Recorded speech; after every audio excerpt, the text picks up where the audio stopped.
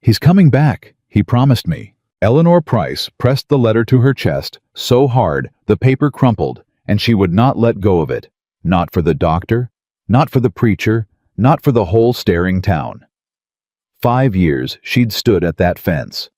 5 years of empty roads and swallowed grief. "You don't know Luke like I do," she told them. "He would never leave me. Never."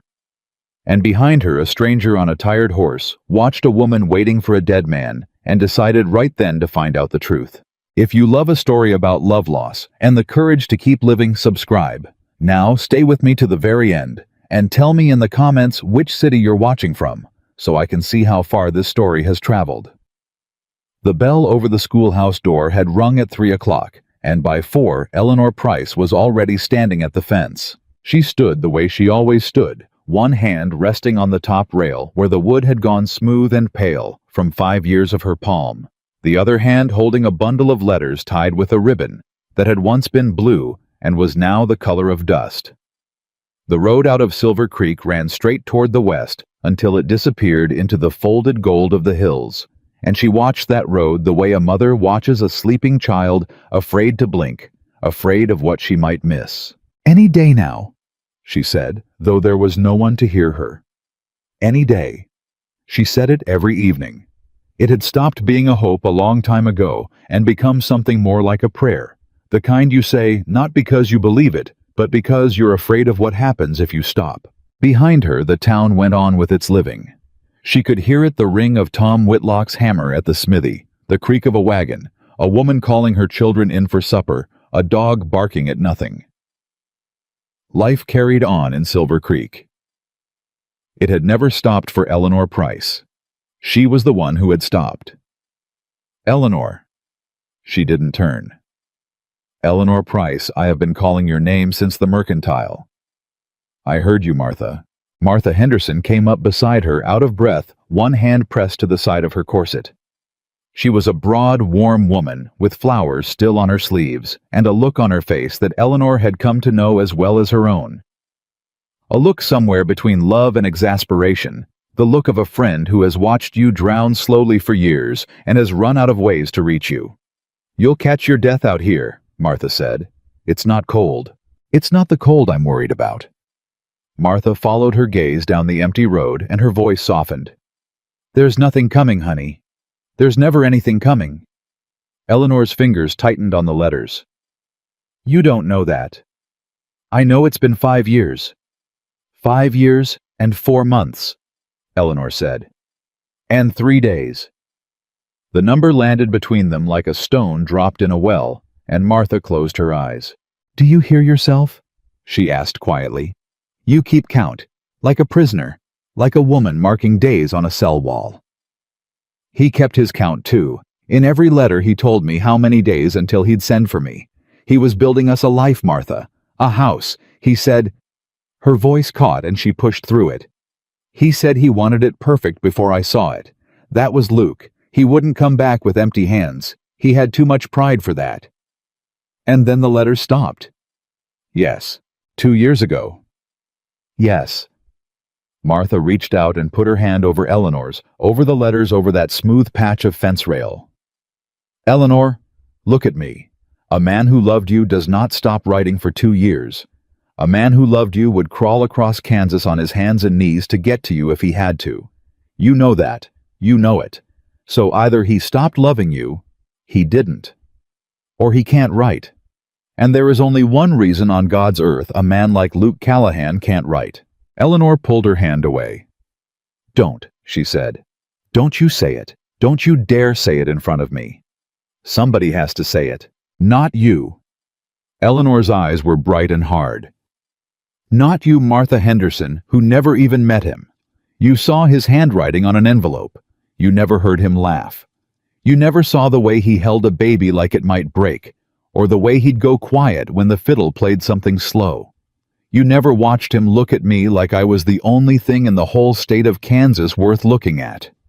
Her voice broke and rebuilt itself in the same breath. "So don't you stand there and tell me what a man like Luke would do. You don't know the first thing about a man like Luke." For a long moment Martha said nothing. The hammer rang at the smithy. The dog barked. Somewhere a mother got her children fed. "You're right," Martha said finally. "I never met him, but I met you.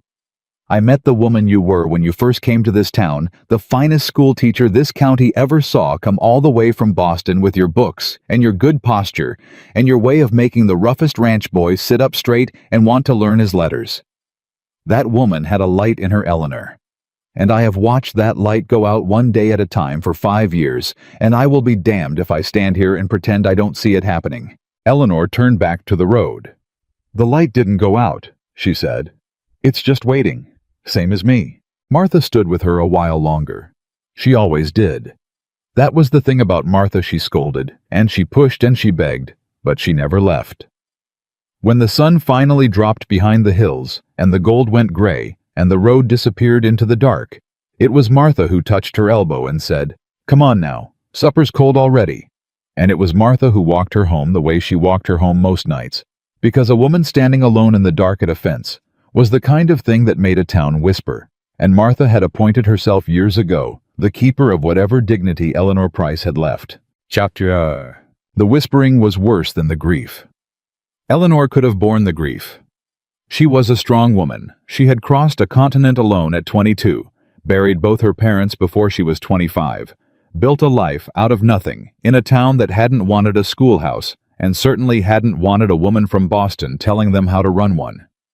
Grief she knew. Grief she could hold in 2 hands. But the whispering got in under her skin. She heard it at the Mercantile when the talk went quiet as she came in and started up again, too loud, too bright, the moment she turned to the flour barrels. She heard it in church, in the little rustle that went through the pews when she took her seat alone, always alone, in the same place she'd sat since the year she arrived. She heard it from the children, sometimes cruel the way only children can be, without meaning to be repeating things they'd heard at their own suppers. The waiting woman. The fence widow. The one whose man ran off and never even had the decency to die. "Miss Price?" She looked up from the slate she was cleaning. It was after school. The room had emptied out, except for one small figure hanging back by the door. Sally Whitlock, the blacksmith's girl, 8 years old and missing a front tooth, twisting the hem of her pinafore in both hands. "Yes, Sally." "My ma says you're gonna be an old maid." Eleanor set down the rag. "Does she? She says a woman oughtn't wait on a man who ain't comin'. She says it ain't natural. She says—" The girl's face screwed up with the effort of remembering the exact insult. "She says you're throwing your whole life away on a ghost." Another woman might have sent the child home crying. Eleanor knelt down instead, so that she was level with those wide, frightened eyes, and she took Sally's small hands in her own. "Do you know what a promise is, Sally?" "Yes'm, it's when you say you'll do a thing. That's part of it. But there's more. A promise is a thing 2 people build together. It doesn't belong to just one of them. It belongs to both. And so long as one person keeps holding their half of it, the promise isn't broken. It's only—" She searched for the word a child could hold. "It's only waiting to be finished." She squeezed the girl's hands. "Now, your ma loves you, and she wants good things for you, and mostly she's right about mostly everything. But this, once you tell her that Miss Price said she isn't throwing her life away. She's keeping her half of a promise. Can you remember that?" Sally nodded solemnly. Then, because she was 8, she asked, "But what if the man's half is broke?" Eleanor's smile did not quite reach her eyes. "Then I'll wait until I know that for certain," she said. "And not one day before. Off you go now. Your father'll be looking for you." The girl scampered out. Eleanor stayed on her knees a moment longer than she needed to. One hand pressed flat against the cold plank floor and let out a breath she had been holding, it felt like for years. What if the man's half is broke? Out of the mouths of children. That night, she did what she did every night. She lit the lamp at her small table, and she untied the ribbon, and she read the letters. She could have recited them from memory. She did recite them half aloud, her lips moving over the words, before her eyes reached them. And still she read them, because reading them in his hand was different from remembering them. In his hand, she could see him. The way his letters slanted hard to the right, like a man leaning into a wind. The place in the third letter where the ink smeared and he'd written, "Sorry, my hand is cold," in the margin. The way he signed himself, not yours truly or faithfully, the way a proper man was supposed to, but just Luke, followed every single time by 3 small words he seemed unable to stop himself from writing. "Wait for me."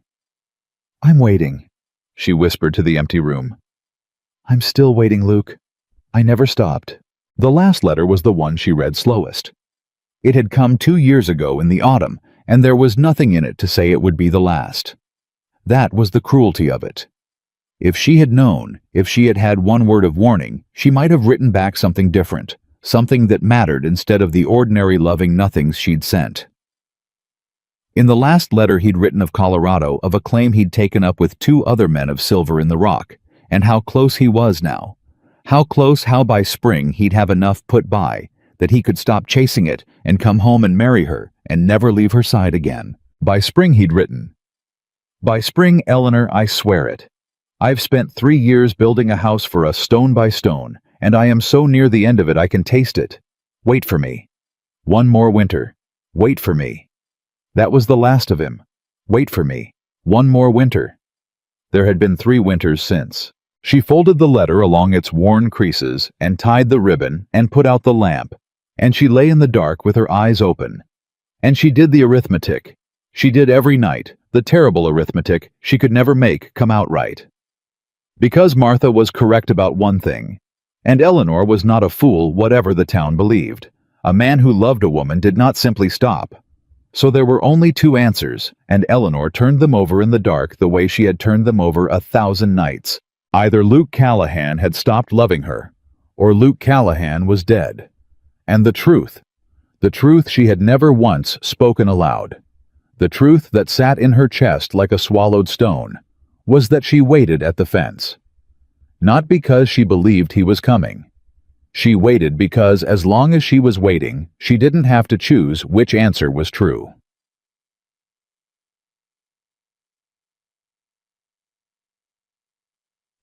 The cattle came on a Thursday. Eleanor heard them before she saw them. The low rolling thunder of 1,000 hooves, the shouts of the drovers, the crack of a whip, the great uneasy moan of a herd on the move. Silver Creek sat on a spur of the Chisholm route, and 2 or 3 times a season a drive would come through and turn the town upside down for a night. The saloon would fill.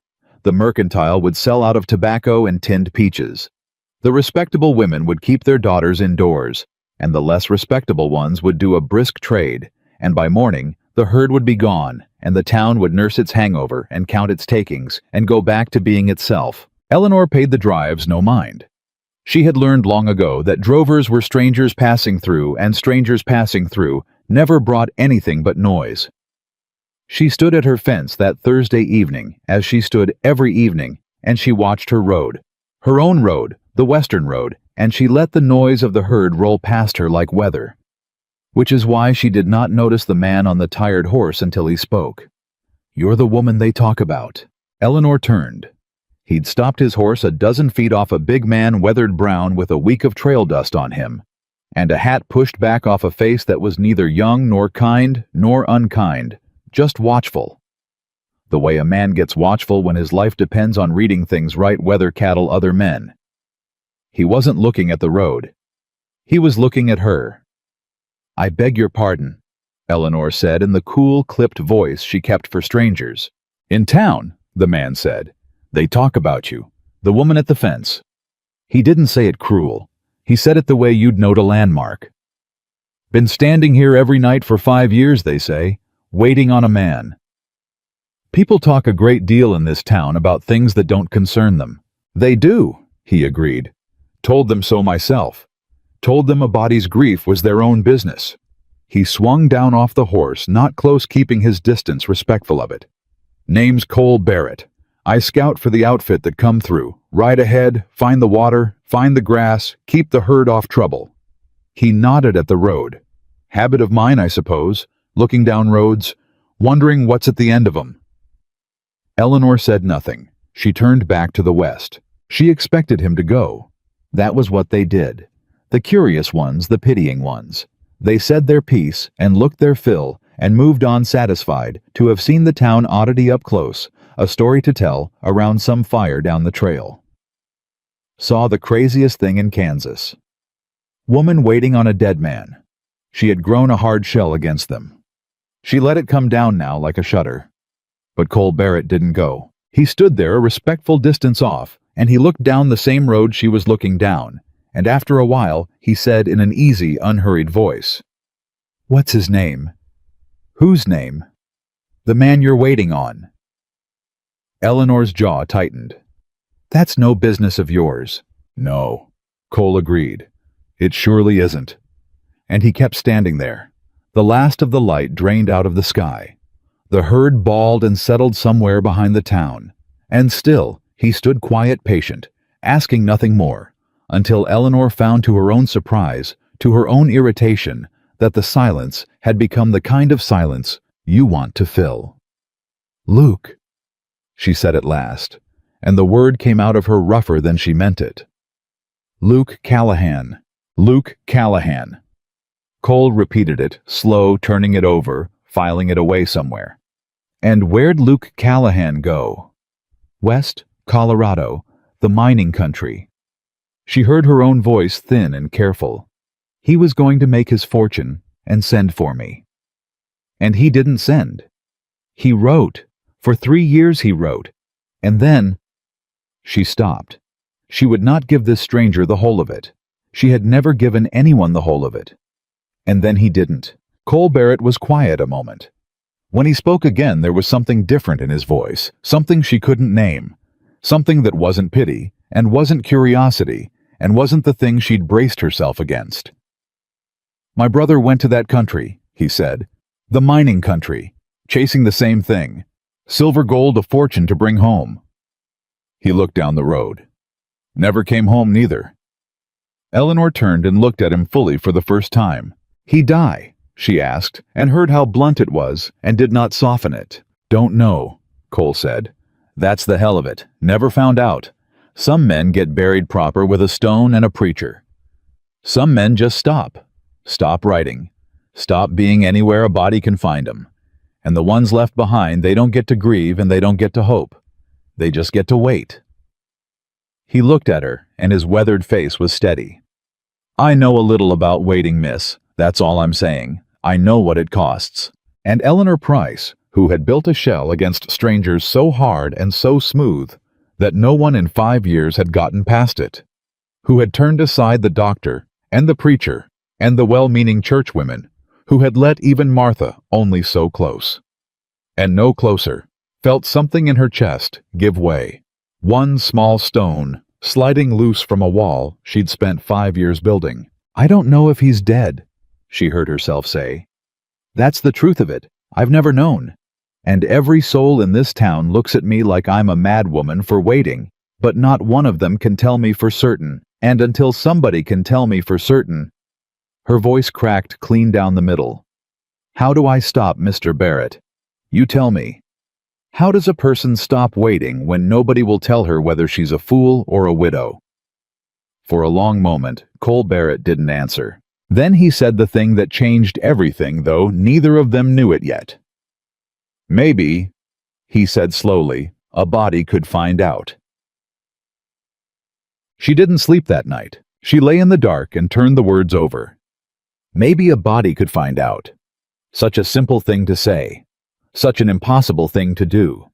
She had thought of it herself in the early years of riding to Colorado, of hiring a man, of going herself. But Colorado was vast, and the mining camps were 1,000, and a man could vanish into that country as completely as a stone dropped into the sea. Where would you even begin? Which claim?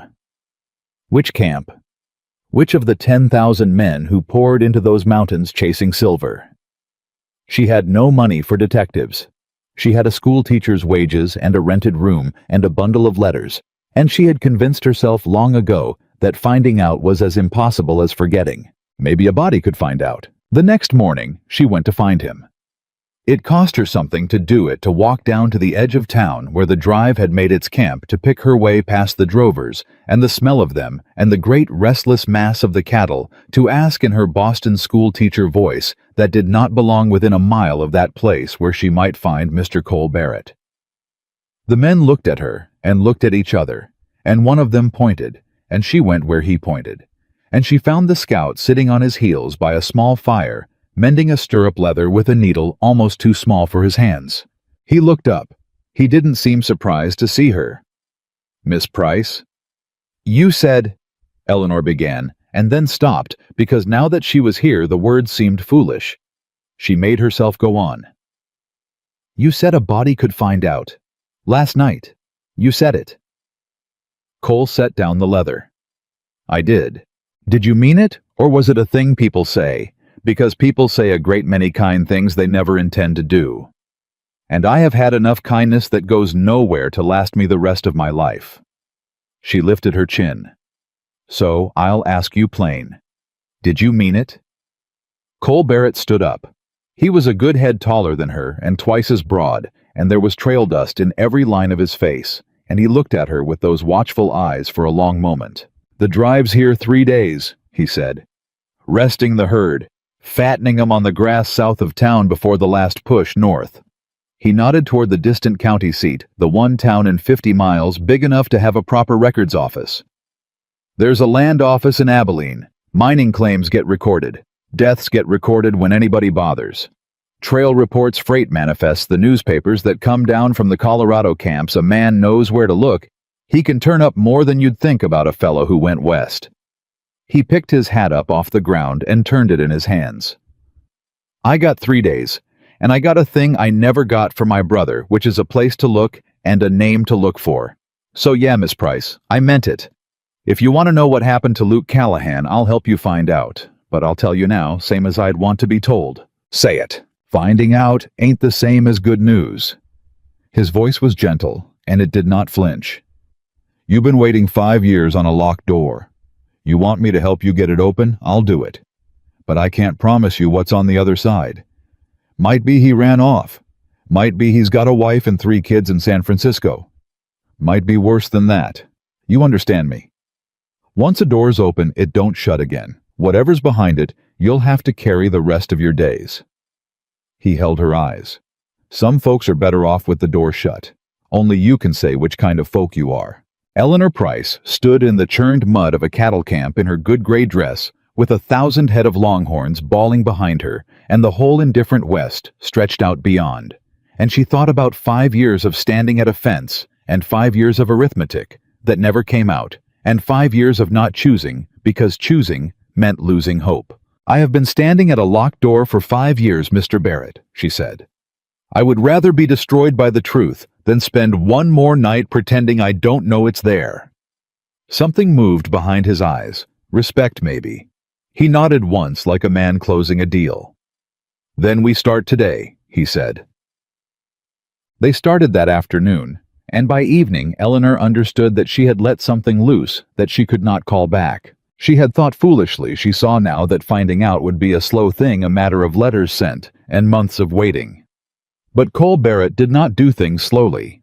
He borrowed a fresh horse from the outfit's remuda, and he rode the 15 miles to Abilene and back in a single afternoon, and he came to her rented room after dark with mud to his knees and a folded paper in his shirt, and he stood in her doorway, rather than come in because he was that kind of man. And he said, "Found the first thread." Eleanor's heart went sideways in her chest. "Tell me." "Land office in Abilene keeps copies of mining claims filed all over the territory, part of the freight and title business. Don't ask me why, but they do." He unfolded the paper. "There's a claim filed Central City District, Colorado, year of 70. 3 names on it." He looked up at her. "One of 'em's Callahan. L. Callahan." The room tilted. Eleanor put her hand against the doorframe. "That's him," she whispered. "That's Luke. He wrote me about a claim. 3 men, he said. 3 men and a mountain full of silver." Her eyes came up burning. "He was there. It's real. It was all real. What else does it say? Does it say where he—" She could not finish. "That's all the claim says," Cole told her. Just the filing. 3 names, a date, a district. He hesitated. But there's more to find. Land office don't keep death records, but the county in Colorado does, and the newspapers keep the rest. Camp like Central City, anything happens, the paper prints it. Mine trouble especially. Mine trouble's the kind of thing a paper prints big. He folded the paper back up. I sent a wire this afternoon. Man I know keeps the Telegraph in Abilene. He'll query the Central City Records office and the newspaper morgue up there. Costs money to send that far. I paid it. He said the last part flat, like a man heading off an argument. You paid it, Mr. Barrett, you can't. I'll repay every cent, I insist. You'll repay nothing. His voice was quiet, but it did not bend. I told you about my brother. I couldn't do this for him. I'll do it for you. He put his hat back on. Answer'll come to the Abilene office in a day or two if it comes at all. I'll ride in and check it. Till then... He paused, and the watchful eyes found hers in the lamplight spilling from her doorway, and for the first time, something in them looked almost like worry. Till then, Miss Price, you get some rest. Whatever comes back on that wire, you'll want your strength for it. He touched his hat and turned to go. Mr. Barrett? He stopped. Why? Eleanor asked. The question had been building in her all afternoon, and now it came out. Why are you doing this? You met me yesterday. You'll be gone north in 3 days, and you'll never see me again. Men don't spend their own money and ride 30 miles for a stranger. So why? Cole Barrett stood with his back half to her, and the answer he gave was so quiet, she almost missed it. Because somebody should have done it for her, he said. For who? My brother's wife. He didn't turn around. She waited 2 years. Everybody in her town looked at her the way this town looks at you. And one morning, they found her in the river, and the preacher wouldn't bury her in the churchyard because of how she went. And I have spent every year since then knowing that if just one person had helped that woman find out the truth, good or bad, it didn't matter which, she might have had something solid to stand on instead of drowning in the not knowing. Now he turned, and his weathered face was hard with an old grief. You asked me last night how a person stops waiting. I'll tell you the truth of it, Miss Price. Some of them don't. Some of them wait till it kills them. And I will be damned if I ride through one more town and watch it happen and do nothing. He touched his hat again. Get some rest. I'll come when the wire comes back. And he was gone into the dark, and Eleanor Price stood alone in her doorway, with the lamp throwing her shadow long across the floor. And she understood that after 5 years of standing perfectly still, everything had begun all at once to move. The wire came back on the second day. She knew the moment she saw him riding in. There was something in the set of him, in the way he sat the horse, that told her before he was within 100 yards. He did not ride like a man carrying good news. He rode like a man carrying something heavy that he did not want to set down in front of her, but knew he must. She met him at the fence. Her fence. The place she had waited 5 years for a different rider. Cole swung down.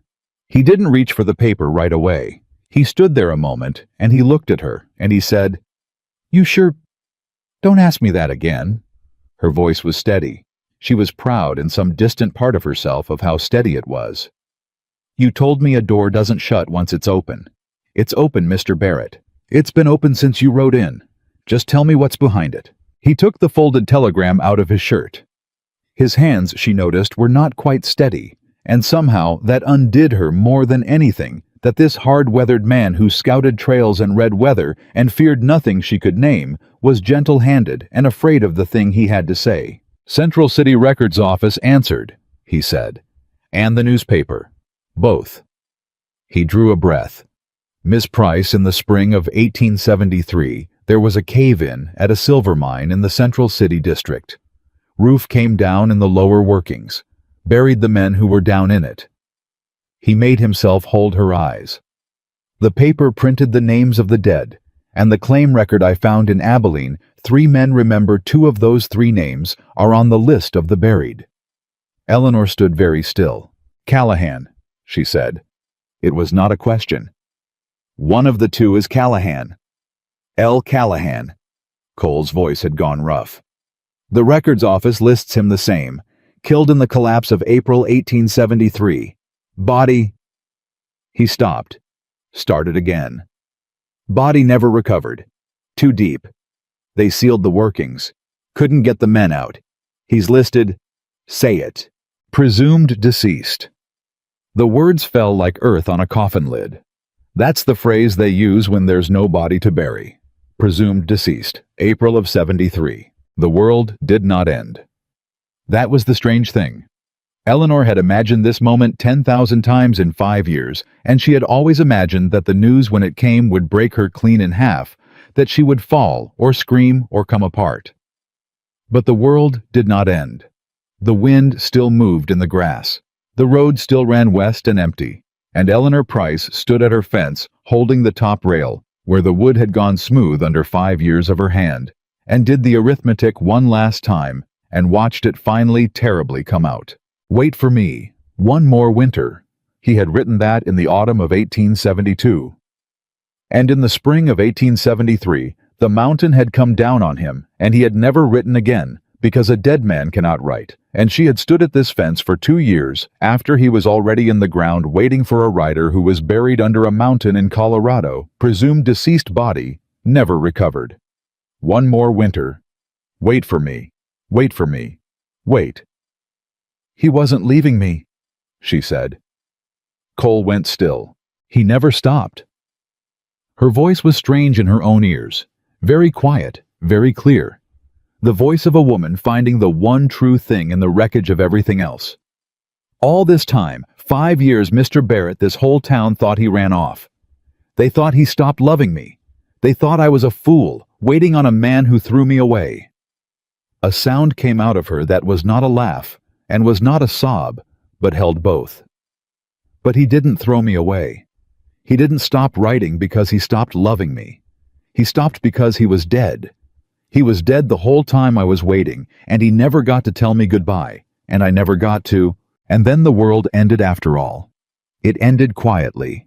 It ended with Eleanor Price's knees going out from under her with the bundle of letters slipping from her hand into the dirt at the foot of the fence, with a sound tearing out of her that she had held down for 5 years, the sound of a woman who has finally been told for certain, and who now must learn to live in a world where the waiting is over and the man is not coming and never was. And Cole Barrett caught her before she hit the ground. He caught her the way a man catches something precious, and he went down to his knees in the dirt with her, holding her up, saying nothing, because there was nothing to say, and Eleanor Price wept into the shoulder of a stranger she had known for 3 days, wept 5 years of held-back grief, wept for the promise that was never broken, only buried, and the letters lay scattered in the dust at the foot of the fence where she had waited so long. The ribbon come loose, the pages stirring in the wind that ran endless and indifferent down the empty western road. She had gotten her answer.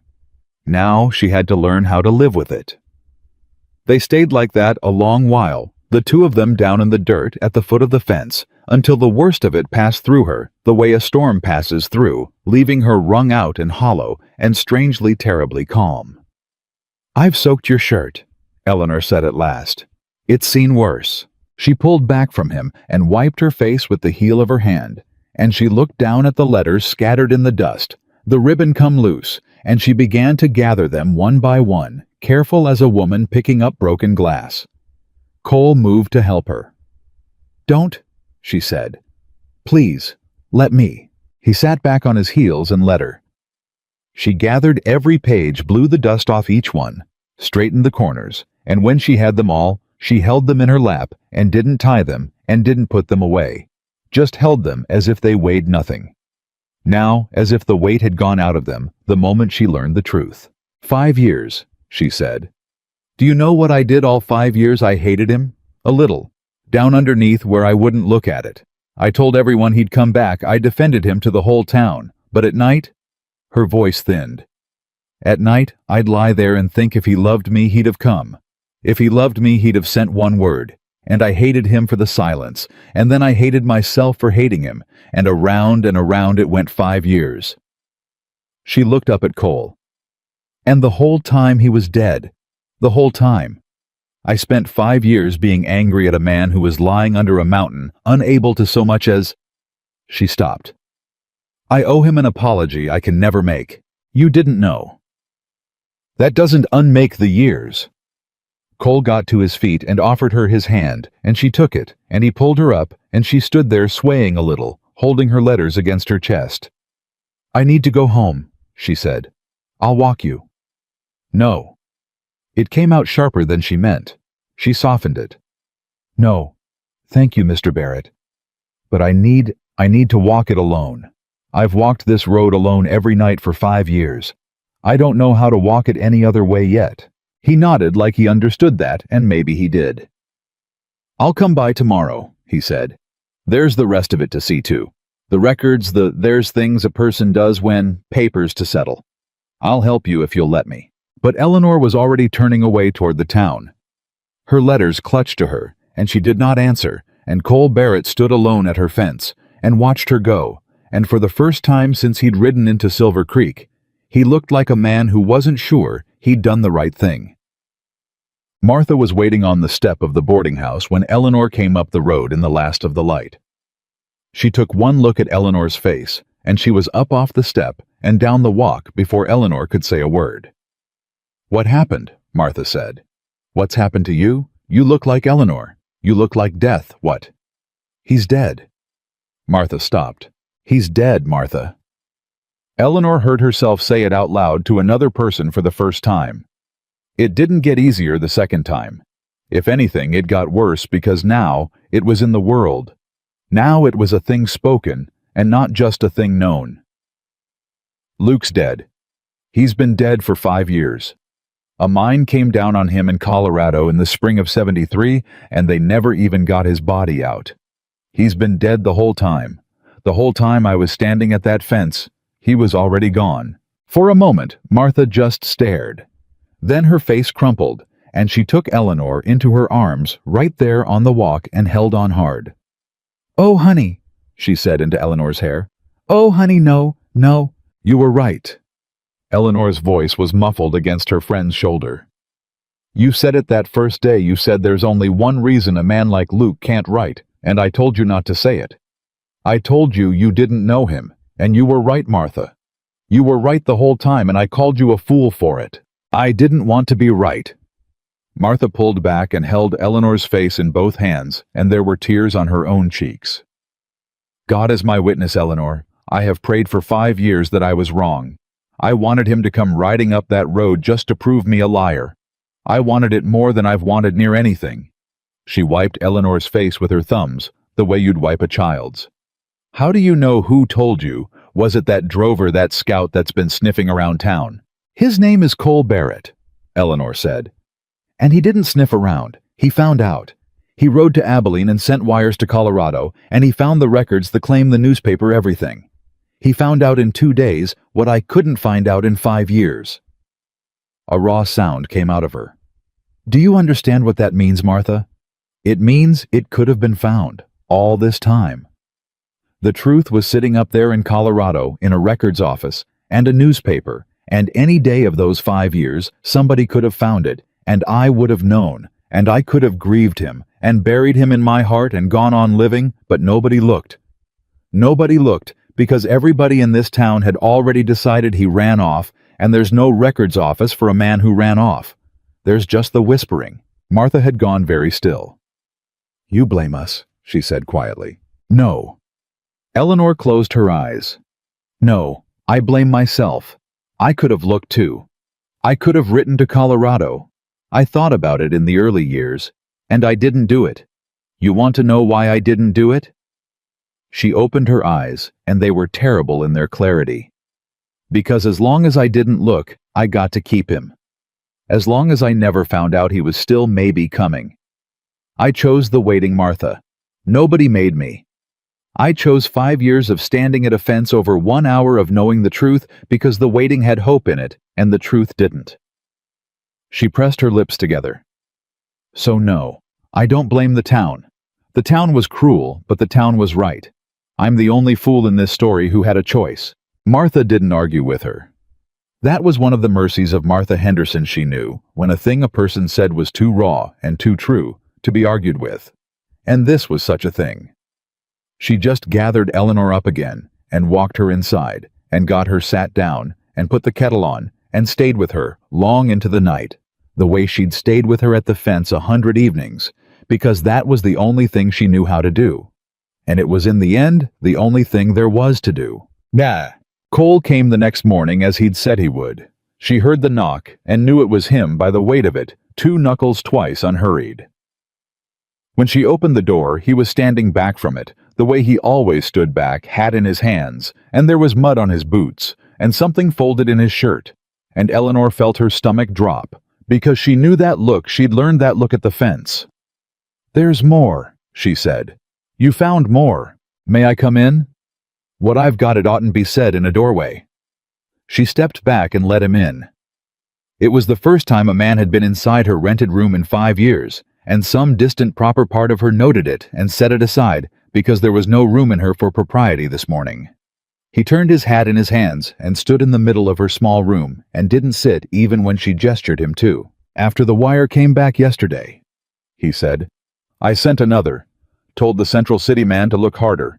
When a mine comes down and they seal it, sometimes there's effects. Personal things the men had on them, if they were found in the upper workings, or things recovered later when a company reopens a claim." He drew the folded thing out of his shirt. It wasn't a telegram this time. It was thicker an envelope, travel-stained, and it had come, she saw, by fast mail. The company that bought the old claim reopened part of it 2 years back. Recovered some things from the men who died. Held them the way companies do in case kin came looking. Nobody came looking for Luke Callahan. He had no family living, the record said. Cole's throat worked. But he had this on him, in a tin against his chest. The wet never got to it. They mailed it down when I asked. He held out the envelope. Eleanor did not take it. "What is it?" she said. "It's a letter." Cole's voice had gone very gentle. "In his hand, near as I can tell, though I never saw his hand before. It's got your name on it, Miss Price. Eleanor. It was never finished, and it was never sent because—" He stopped. He didn't need to finish. "It's yours. It's been yours for 5 years. It just took this long to reach you."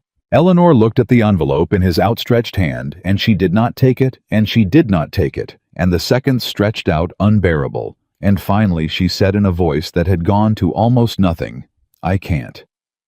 "You don't have to. Not now. Not ever if you don't understand." Her hands had come up to her mouth. "If I read it, if I read the last words he ever meant for me, then it's over. Then there's nothing left. Right now, there's still one thing I haven't done, one thing that's still coming, one more letter from Luke. I haven't read yet. And the moment I read it, that's gone too. That's the last of him. There'll never be another word from him as long as I live." Her eyes filled. "I've been waiting 5 years for a word from Luke Callahan. You're holding the last one there'll ever be. How do I just open it knowing that's the end?" Cole Barrett stood there with the letter in his hand, and for a moment he didn't say anything, and then he did the thing that made Eleanor understand she had misjudged what kind of man he was. He set the letter down on her table gently, and he stepped back from it. "I'll leave it here," he said, "and I'll go. And you read it when you're ready, whether that's an hour from now or a year. It waited 5 years. It'll wait a while more." He put his hat on. "But I'll tell you one thing, Miss Price, and then I'll leave you be. That letter's not the end of Luke Callahan. You are." He nodded at her. "Long as you're walking this earth carrying what that man felt for you, he's not all the way gone. The end of him won't come from reading his last words. It'll come the day the last person who loved him quits living. And you don't look to me like a woman fixing to do that anytime soon." He touched his hat. "I'll be at the camp. We ride north day after tomorrow. You need anything before then, you know where to find me." And he left her alone with the letter. She didn't read it that day, or that night. She put it on the shelf where she kept the others, and she went to teach her school in the morning, and she stood at the front of that little room full of children, and heard almost nothing they said to her, and she came home, and she looked at the letter, and she didn't read it. She was afraid. She could admit it to herself now. She had faced the worst news of her life at that fence, and it hadn't broken her clean, but she understood with the certain instinct of a person who knows her own heart that Luke's last words might do what the news itself had not. Because the news was a fact, and facts you could stand under. But his voice coming up off the page in that hard, right slanting hand, saying whatever it was he'd been saying when the mountain came down on him mid-sentence, that was not a fact. That was Luke alive for one more minute, reaching across 5 years and a grave to touch her. And she did not know if she was strong enough to be touched and then let go. On the second day, the school bell rang at 3, and out of 5 years of habit, Eleanor walked to the fence. She caught herself halfway there. She stopped in the road, and she understood standing there that this was the thing that would happen to her now again and again for a long time. Her feet would carry her to the fence. Her hand would reach for the smooth place on the rail.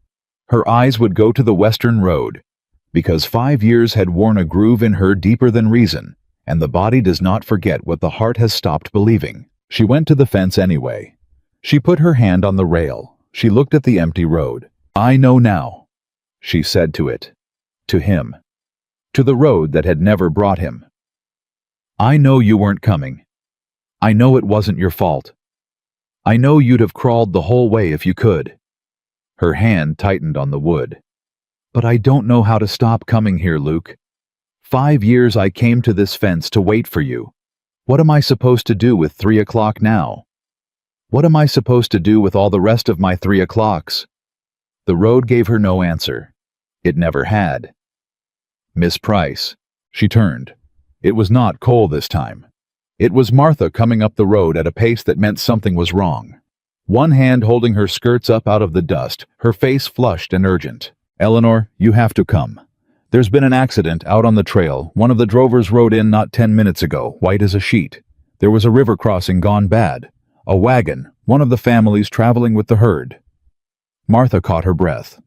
"A woman drowned, Eleanor, and she left a boy. A little boy, maybe 6 years old, and there's not a soul in that outfit knows what to do with him, and Doc Feeney's out at the calendar place delivering a baby, and I thought—" She faltered. "I don't know why I thought of you. I just did. You're good with children. You've always been good with children.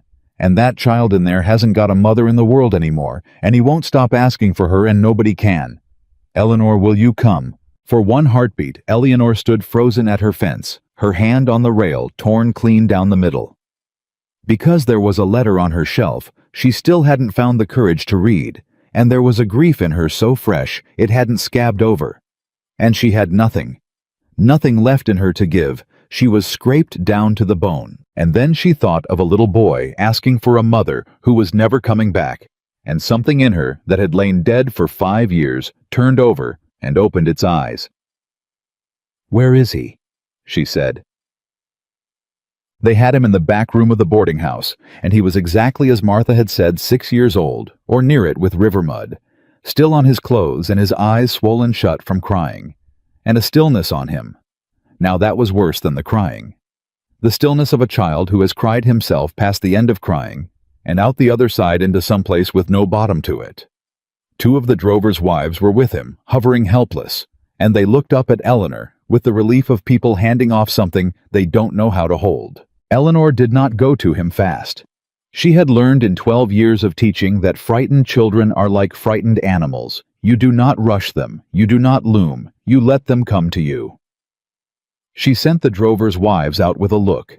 She sat down on the floor a little distance from him in her good gray dress on the bare boards, and she said nothing at all. The boy watched her with his swollen eyes and said nothing back. They sat like that a long time. Long enough that Martha, watching from the doorway, began to shift her weight and open her mouth, and Eleanor lifted one hand a half-inch off her knee. "Wait," and Martha closed her mouth. Finally the boy spoke. "You're not my ma," he said. "No," Eleanor said. "I'm not. My ma's coming back." Eleanor did not flinch. She had said those exact words herself at that exact fence 10,000 times. She knew them from the inside. "What's your name?" she asked. "Henry." "Henry. That's a good name. I'm Eleanor." She let a moment go by. "Henry, Do you want me to tell you a lie or the truth? You can pick. Some grown-ups will only ever tell you the nice lie, and some will only ever tell you the hard truth, but I'll let you pick, because you're the one it happened to, and I think you should get to say. The boy stared at her. No one, it was plain, had ever offered him such a thing. The truth, he said in a very small voice, like a child stepping off a ledge. Your mother isn't coming back, Henry. Eleanor said it gently, and she said it clear, and she did not look away when she said it because she knew God. How she knew that the looking away was the cruelest part. The way the whole world had looked away from her grief for 5 years. She died today at the river. That means she's gone, and she won't be at any door you open. And I am so sorry, because it is the worst thing in the whole world, and it happened to you, and it isn't fair, and I can't make it not have happened. She took a breath. But I can tell you one true thing on top of that one. Do you want it? Henry's chin was trembling. He nodded. You are not alone in this room, Eleanor said. That's the true thing. Your mother is gone, and that will not change, but you are not alone right now this minute, and you will not be alone tonight, and I will sit on this floor with you as long as you want me to, and I am not going anywhere. Do you understand me? I am not going anywhere. And the boy, who had held himself so still, so far past the end of crying, came apart all at once and crossed the little space between them and put his face against Eleanor Price's shoulder, and Eleanor wrapped her arms around him and held on. And over his small, shaking head, she looked at Martha in the doorway, and Martha had her hand pressed to her mouth, and both of them understood that something had happened in that room that neither of them had words for. Eleanor held the boy while he cried, and she did not cry herself, though God knew she had cause. She held him the way Cole had held her at the fence, the way you hold something precious, saying nothing, because there is nothing to say. And underneath her grief, underneath the letter, she still hadn't read underneath 5 wasted years, some cracked and starving thing in her drank in the weight of a child in her arms, like water after a drought. Cole found her there 2 hours later. He'd come to the boarding house looking for her, and Martha had steered him to the back room, and he stood in the doorway now and took in the sight of it. Eleanor on the bare floor, with a sleeping boy in her lap, her back against the bed frame, her arms still around him, though he'd cried himself to sleep, her chin resting on the top of his head. She looked up when Cole's shadow fell across the door, and something passed between them, and Cole took his hat off. His mother, he asked low. The river, Eleanor said. You heard. Whole camp heard. Bad crossing. She went in after a bundle that fell off the wagon, and the current took her. Cole's jaw tightened. Damn fool thing to die for, a bundle. He looked at the boy. What happens to him now? I don't know. There's no kin. Martha says the drovers say she was traveling alone with him. Widow, they think, heading to some brother in Wyoming who may or may not want a dead sister's child. Eleanor's arms tightened unconsciously around the sleeping boy. The outfit can't keep him. You can't drive cattle with a grieving 6-year-old. And this town... Her voice went hard. This town will do what towns do. Pass him along. Board him out. Put him somewhere convenient and forget his name inside a month. Cole was quiet a moment. You've got a look on you, he said. What look? The look my brother's wife never got to have. He crouched down so he was level with her, the way she'd crouched to talk to the blacksmith's girl. The look of somebody deciding something. I'm not deciding anything. I'm a school teacher who rents a single room. I have no husband, no house, no means to raise a child. It would be madness. That ain't a no. Of course it's a no. It has to be a no. Look at me, Mr. Barrett. I'm a woman who spent 5 years standing at a fence. I'm the last person on earth fit to be trusted with a broken child. I can't even... Her voice cracked. I can't even read a letter, Mr. Barrett.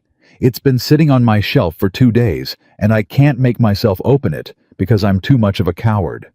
What kind of mother would that make a coward who can't face her own grief taking on a child drowning in his...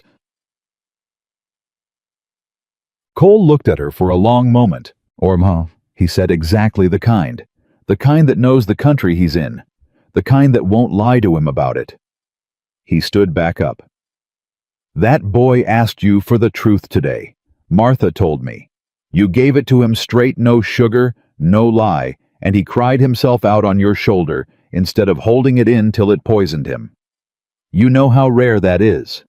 You know how many folks would have patted his head and told him his ma was sleeping and left him to figure out the truth alone at 2 in the morning for the rest of his life. He shook his head slow. You didn't fail that boy today, Miss Price. You did the one thing near nobody in this world can do. You told a grieving child the truth and then you stayed. That ain't the mark of a coward. That's the mark of the only kind of person that child's got a prayer with. Eleanor looked down at the sleeping boy in her lap. I have to read the letter first, she heard herself say. Cole went still. Before I can decide anything, Eleanor said, and her voice was steadier now, steadier than it had been in days. I have to read Luke's letter. I can't take a step toward any kind of future with the last of my past still sitting sealed on a shelf. I've been running from it for 2 days. But I understand now what I'm running from. She looked up at Cole.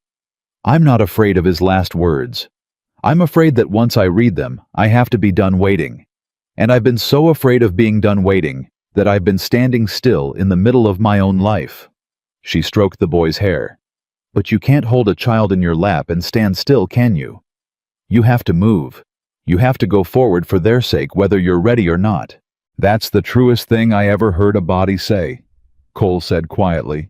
Will you take him? Eleanor asked. Just for tonight. Get one of the drover's wives to settle him. I have something I have to do, and I have to do it alone, and I have to do it tonight before I lose my nerve again. She eased the boy off her lap with a mother's practiced gentleness, though she had never been a mother, though she was learning it in the span of an afternoon. Tell him if he wakes and asks, tell him Eleanor's coming back. Tell him I said so, and tell him that when Eleanor says a thing, she means it, because I have learned this week exactly what it costs when a person can't keep their word, and I will not do that to that child, not ever. J'accepte. She went home alone. She lit the lamp at her small table the way she'd lit it 1,000 nights to read the old letters. But tonight, she took down only the travel-stained envelope with her name on it, in that hard, familiar right slanting hand. The hand that had leaned into a wind for years and would never write another word. She held it a long time before she opened it. She traced her own name where he'd written it. Eleanor. He'd written it careful, more careful than the rest, the way a man writes the name of someone he loves. She opened it. The paper inside was water-stained at the edges, but the writing held, and she read it slowly once, and then she put her hand over her mouth and read it again, and the lamp burned. And outside the town went to sleep, and Eleanor Price sat alone and read the last words of the man she'd waited 5 years for. He'd written it in his mind. That was the thing that undid her, not the words themselves, but where he'd written them. He'd written it in the dark underground by candle in the little stretches of rest between his shifts, and he'd been carrying it in a tin against his chest to finish when he had more light and more time, and he'd never had more time. He wrote that the silver was their real silver more than he'd hoped, and that by spring he'd have enough. He wrote that he was tired in a way he'd never known, that the mountain took everything out of a man, but that every time he wanted to quit, he thought of her at the front of her schoolroom with the light coming in, and it put the strength back in his arms. He wrote that he was sorry the letters had gone thin and slow. There was no post office in a mining camp. A man had to send his mail out with the freight wagons, and the freight wagons came seldom, and he hated it, hated the silence he was making her sit in, and he begged her to hold on just a little longer. And then, near the end, the hand got smaller, more hurried, as if he'd heard something, as if the candle were burning down, and he wrote, Eleanor, if I have learned one thing in these mountains, it is that a man can spend his whole life building the house he means to be happy in later, and never once stop to be happy now. I have been a fool about this. I told you I wanted it perfect before you saw it. The truth is, I was afraid you'd see me as I am, dirt poor and empty-handed, and I wanted to be a man worth having first. But I am done being afraid of that. When I come home, I am not going to wait for perfect. I am going to marry you the first hour I set foot in Silver Creek, in whatever clothes I'm standing in, with whatever I've got in my pockets, because I have wasted 3 years being proud when I could have been. And there it stopped. Mid-sentence. Mid-word almost. Because I have wasted 3 years being proud when I could have been. And then, nothing. Then the mountain. Then 5 years of a woman at a fence. Eleanor sat with the letter in her 2 hands, and she did not weep. She had wept at the fence, and she would weep again, but not now. Now she only sat and let the words go through her, and understood the whole terrible shape of it at last. He had been about to write, when I could have been with you. He had been about to lay down his pride and his perfect house, and come home to her with empty hands and a whole heart. He had figured out at the very last the exact thing she needed him to figure out, and he had died with the sentence unfinished. The pen never lifted from that final word the promise made and never kept, not because he broke it, but because the earth broke first. You were coming home, she whispered. You'd stopped being proud. You were going to come home with nothing and marry me anyway. Oh, Luke. She pressed the letter to her lips. You figured it out. You figured it out, and it was too late, and I never knew, and I hated you for silence when you were down in the dark, writing me the very thing I'd have crossed the world to hear. She read it a 3rd time, and a 4th, and somewhere in the reading of it, the grief in her began very slowly to change its shape, not to shrink, not to leave, but to turn from a thing that was killing her into a thing she could carry. Because she understood now what she had not understood at the fence. Luke had not left her a wound. He had left her an instruction. A man can spend his whole life building the house he means to be happy in later, and never once stop to be happy now. He'd written it about himself, about his pride, and his perfect house, and his 3 wasted years, but he might as well have written it about her fence. 5 years she'd stood at that fence building, nothing waiting for a happiness that was already buried, letting her own life go thin and slow and cold, while she waited for a life that wasn't coming. She had done exactly the thing Luke's last letter warned against. She had been so busy waiting to be happy later that she'd forgotten how to be alive now. And there was a 6-year-old boy sleeping in the back room of Martha's boarding house who had no one who had asked her for the truth and gotten it and cried himself to sleep on her shoulder. Who was this very night learning the same terrible thing Eleanor had learned, that the person you're waiting for isn't coming back, and who did not have to learn it the way Eleanor had alone, at a fence for 5 wasted years.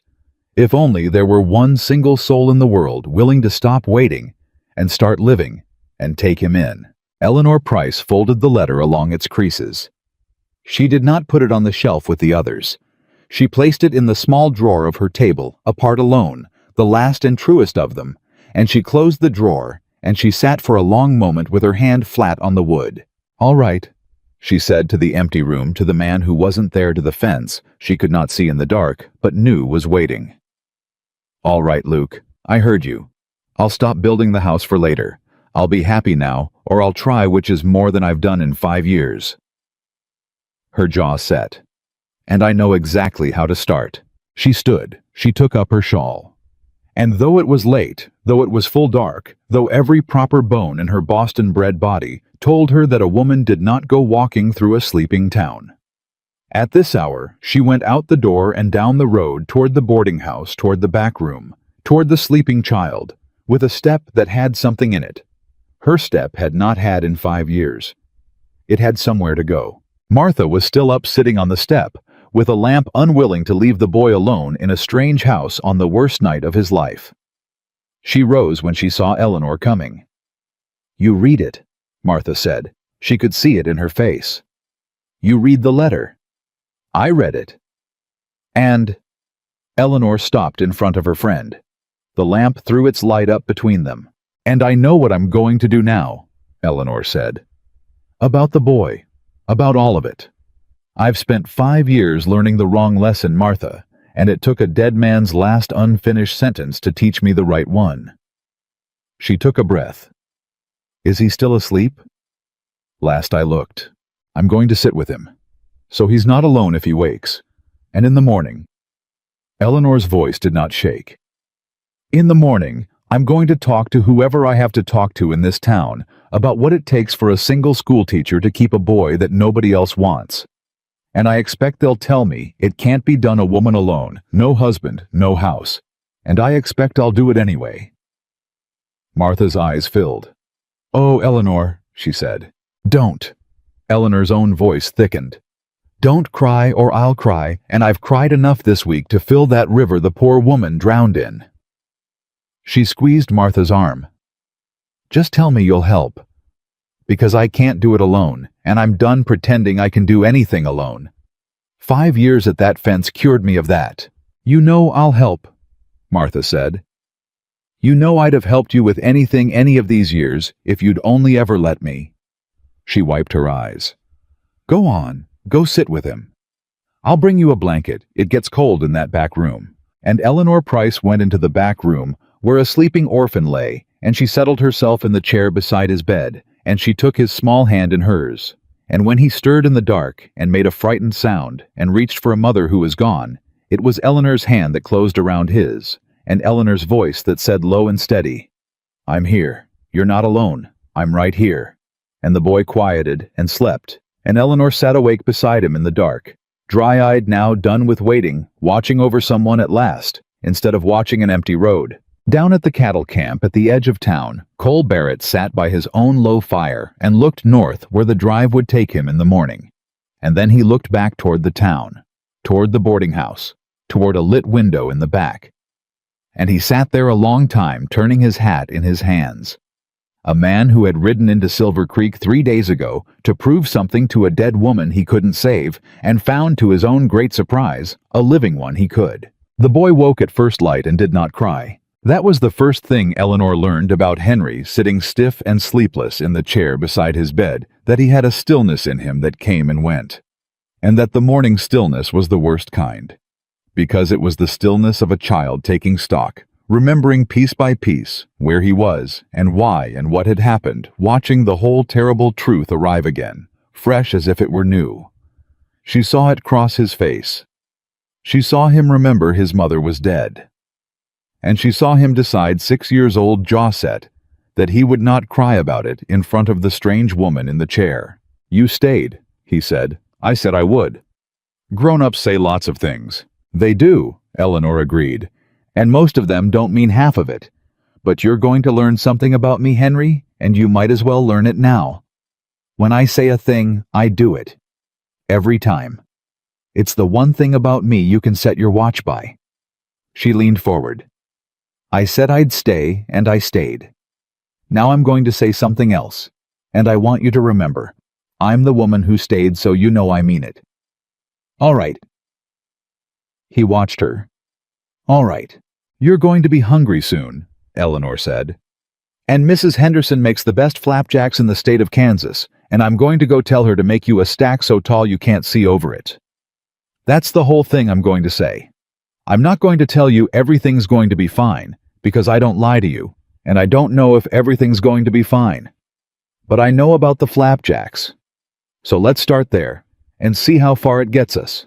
And something happened in the boy's face. Not a smile. It was too soon for a smile, but a loosening, a small unclenching around the eyes. The look of a child who has just learned that the world still contains flapjacks, and that this fact, small as it is being handed to him by someone who is not lying. Okay, Henry said. It was Eleanor would think later, the moment she was lost. Not the night before when she'd held him crying. That had been grief calling to grief. This was the thing that undid her, the loosening in his face over a stack of flapjacks, the way a starving child will reach for the smallest crumb of ordinary kindness. She had spent 5 years reaching for crumbs herself. She knew that reach from the inside. And she understood watching him that she could no more hand this child off to be boarded out and forgotten than she could cut off her own hand. She just didn't yet know what it was going to cost her to keep him. She found out that same morning. She had not even gotten Henry through his flapjacks before the town began, in its quiet way, to close ranks. It started with Mrs. Ada Cummings, who ran the boarding house's front parlor as if it were her personal courtroom, and who came to the kitchen doorway while Henry was still eating, and said in a voice pitched to Carrie, "Now, Eleanor, you're not to go getting attached. That child's got kin in Wyoming, and the sooner he's sent along the better. It's not our place to keep him. Whose place is it, Ada? His people's. It's a family matter. He has no people here, and the family in Wyoming may not want him, and in the meantime he's a child who slept in your back room last night on the worst night of his life. Eleanor kept her voice level, kept it low so it wouldn't reach Henry over his plate. So, I'll thank you not to talk about him like he's a parcel that got left on the wrong porch. Ada Cummings drew herself up. There's no call to take that tone. I only meant... I know what you meant.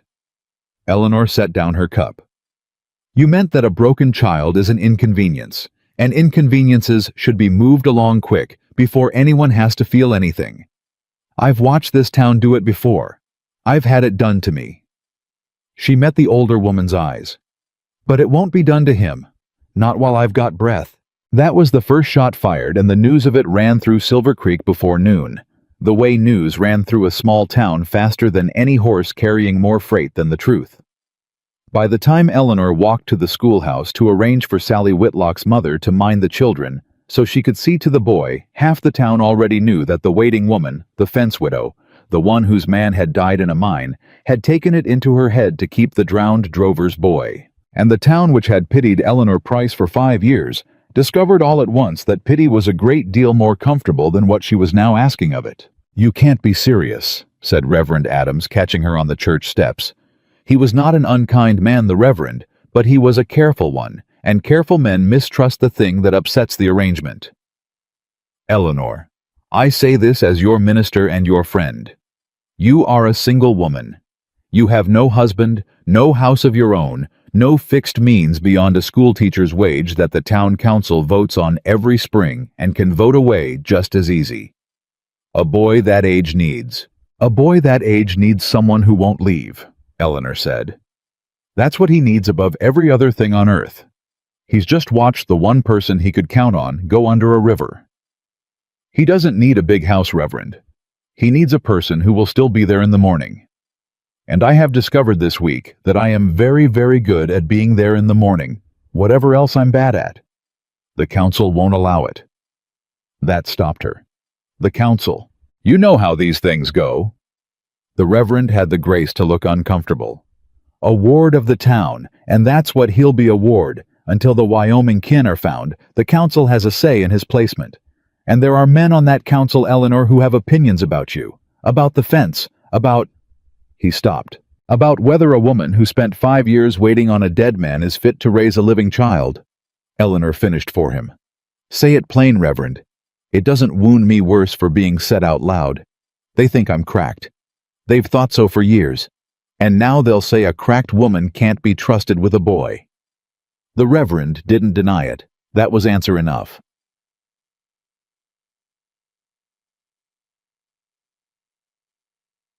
She went to Cole. The drive was meant to move north that morning, and she half expected to find the camp already struck and gone, and something in her chest clenched at the thought, though she would not have called it by its name. But the herd was still there, restless on the south grass, and Cole Barrett was still there. And when she came into the camp, he was standing by his horse with his hat in his hand, talking low to a broad-shouldered man. She took for the trail boss, and the two of them stopped when she came near. Miss Price, Cole said, you haven't left. Herd threw a splint in one of the lead steers. Trail boss wants another day's rest on him before the last push. He said it easy, but there was something in the way he wouldn't quite look at the trail boss when he said it that made Eleanor wonder later whether the steer's splint had been quite as convenient as all that. You look like a woman with news. Good or bad? Both? Neither. I don't know yet. She glanced at the trail boss, who took the hint and moved off toward the herd. When he was gone, she said, I'm going to keep the boy. Henry. I decided it last night, and I haven't undecided it in the daylight, which is how I know it's real. She drew a breath. And the town's already fighting me on it. The Reverend says the council has a say, because the boy's a ward until the Wyoming kin turn up, and there are men on the council who think a woman who waited 5 years at a fence hasn't got the sense God gave a goose, let alone enough to raise a child. Cole's jaw tightened. That's so. That's so. Who's on this council? Does it matter? Might? Cole turned his hat in his hands. In my experience, Miss Price, when a town wants to do a body wrong, it hardly ever does it out in the open where you can fight it fair. It does it in the small print, in the rules and the papers and the who has a say. And a woman fighting that alone with the whole town's opinion against her. He shook his head. She loses. Not because she's wrong, because she's outnumbered and outpapered, and there's nobody standing next to her when the vote comes. He looked at her steady. You got anybody standing next to you? Martha? Martha's a fine woman, and she'll fight like a wildcat, but Martha hasn't got a vote on the council, and neither do you. Cole put his hat on. Who does have votes, and which of them can be moved? Eleanor looked at him. You're staying to help me with this. I'm staying till the herd's rested. What I do with the daylight in between is my own business. His weathered face gave up nothing. Now, the council. Names. Jed. There were 5 men on the Silver Creek Town Council, and Eleanor knew them all the way you know everyone in a town of 400 souls. There was Reverend Adams, who was careful but not cruel, and might be brought around. There was Tom Whitlock, the blacksmith. Sally's father, who had never spoken 10 words to Eleanor, but whose daughter came home from school with her chin up higher than it used to be, and Eleanor thought there might be something in that. There was Doc Feeney, who had tried for 5 years to get Eleanor to stop standing at the fence, and might perversely be glad to see her finally leave it, even for something as inconvenient as a child. And then there were the 2 who mattered. There was Silas Kern, who owned the mercantile and the freight interest and half the paper in town, and who had been on the council so long, he thought of Silver Creek as a thing he'd built, and therefore a thing he owned. And there was Harlan Vance, who ran the biggest spread in the county, and who had wanted 3 years back to marry Eleanor Price, had proposed to her, in fact, in the flat, unromantic way of a man acquiring a fixture for his house, and had been refused, and had never quite forgiven the refusal. That's your problem, Cole said when she'd laid it all out. Right there, the rancher, Vance. Because he wanted to marry me. Because he wanted to marry you and you told him no. And a man like that, a big man, a man used to getting the thing he reaches for, he doesn't forget a no. He files it away. And now, here's his chance to remind you and the whole town that you should have said yes. He'll fight you on the boy, not because he cares 2 cents for the boy, but because it costs you something, and he's been waiting 3 years for something to cost you. Cole said it flat, certain a man reading weather.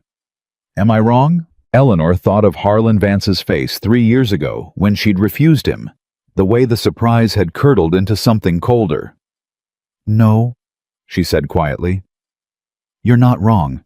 Then that's who we work on last and hardest. First we get the ones who can be got. The Reverend, the blacksmith, the doc. We get 'em standing next to you before the vote, so when Vance and the storeman make their play, you're not standing alone. Cole crouched and picked up a twig and began absently to draw in the dirt, little marks a rough tally, 5 names. 3 of 5 Miss Price. That's all you need. You get 3 of these 5 saying yes, and it doesn't matter how loud the other 2 holler. He looked up at her. Reverend's careful, you said. What moves a careful man? Certainty, Eleanor said slowly. A careful man's afraid of being blamed.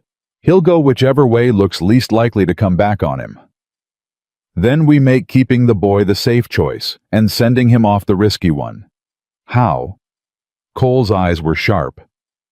What happens to a 6-year-old sent alone to a Wyoming brother who never asked for him and may not want him? Eleanor's stomach turned. Nothing good. Nothing good, Cole agreed. And if the Reverend puts that child on a coach to Wyoming and it goes wrong, child turns up neglected or worse, or the brother won't have him, and he ends up God knows where. Whose door does that come back on?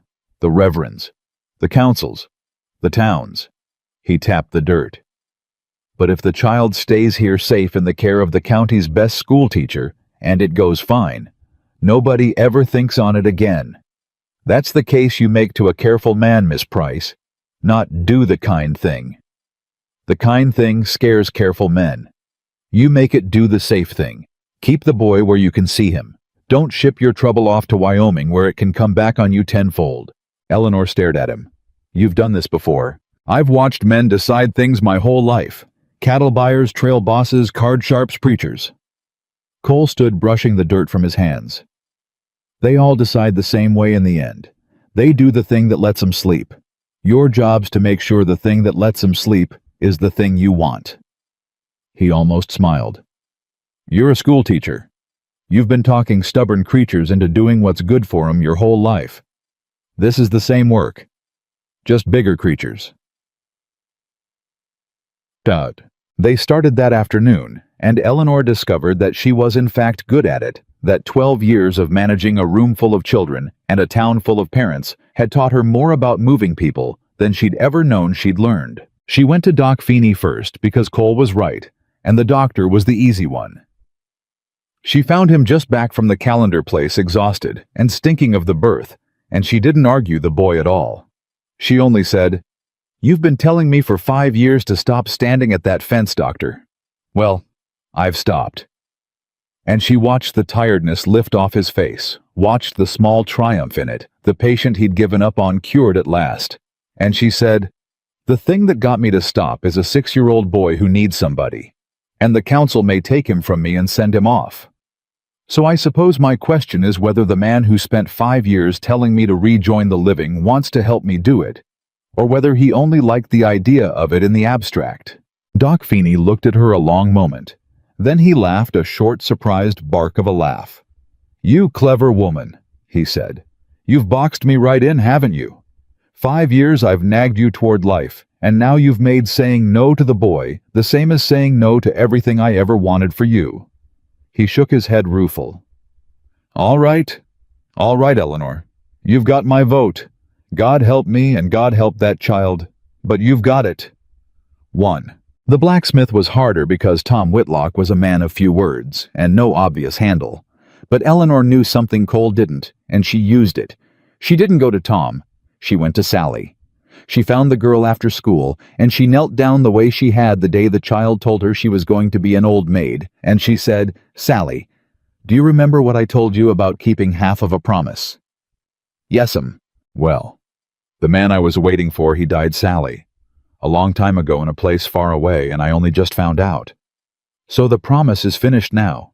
His half and mine both." She said it gently, watching to be sure the child could hold it. "But something else has happened. There's a little boy, littler than you, and his mama died, and he hasn't got anybody. And I want to keep him. I want to be the person who doesn't leave him. But some of the grown-ups say I can't because I waited too long at that fence, and they think it made me foolish." She held the girl's eyes. "Do you think I'm foolish, Sally?" The girl's face screwed up with fierce 8-year-old loyalty.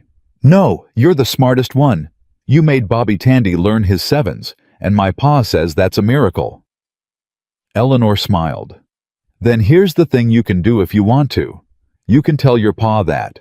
Not because I asked you to. You tell him it's your own idea because it is. You tell him Miss Price isn't foolish, and there's a little boy who needs her, and you think your pa should help. Will you do that?" And Sally Whitlock, who worshipped the ground. Her teacher walked on, marched home, and did exactly that.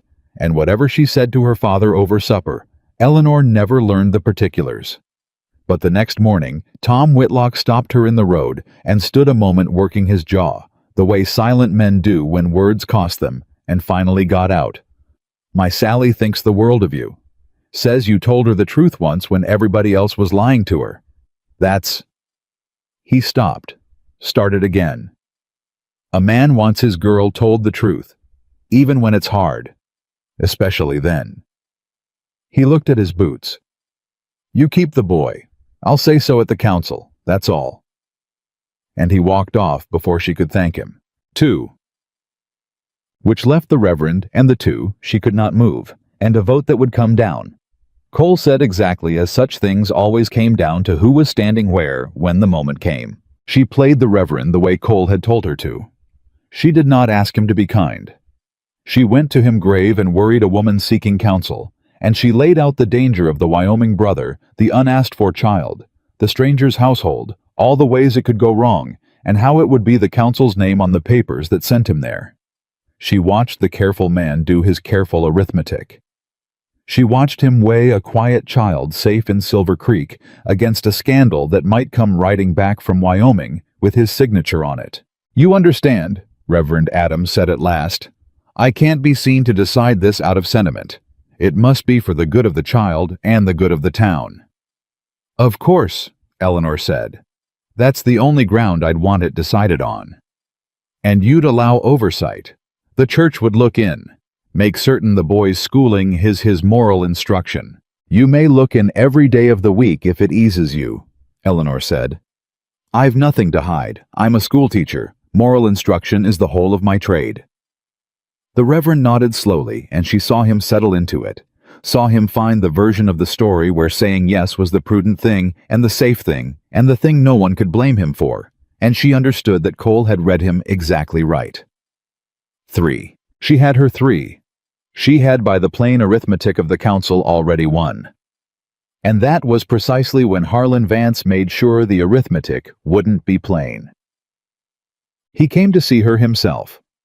That was the first sign that Cole had been right about him, that Vance cared enough to come in person 3 years after she'd turned him down to a rented room he plainly thought beneath him, and stand in her doorway, filling it up with his size and his good coat and the cold, patient dislike he'd been nursing since she'd told him no. "Eleanor," he said. He did not take off his hat. "Mr. Vance." "I hear you mean to keep the drover's boy." "I do, and I hear you've been busy. Doc Feeney, Whitlock, even the Reverend, they tell me." A thin smile. "You've been counting votes. That's clever. I didn't take you for clever about this kind of thing. I took you for a woman who stood at a fence." He let that sit watching to see if it landed, and when her face didn't change, he went on, easy, unhurried, a big man who had never in his life had to rush. "But you've made a mistake in your counting. You counted the men. You forgot to count what's true."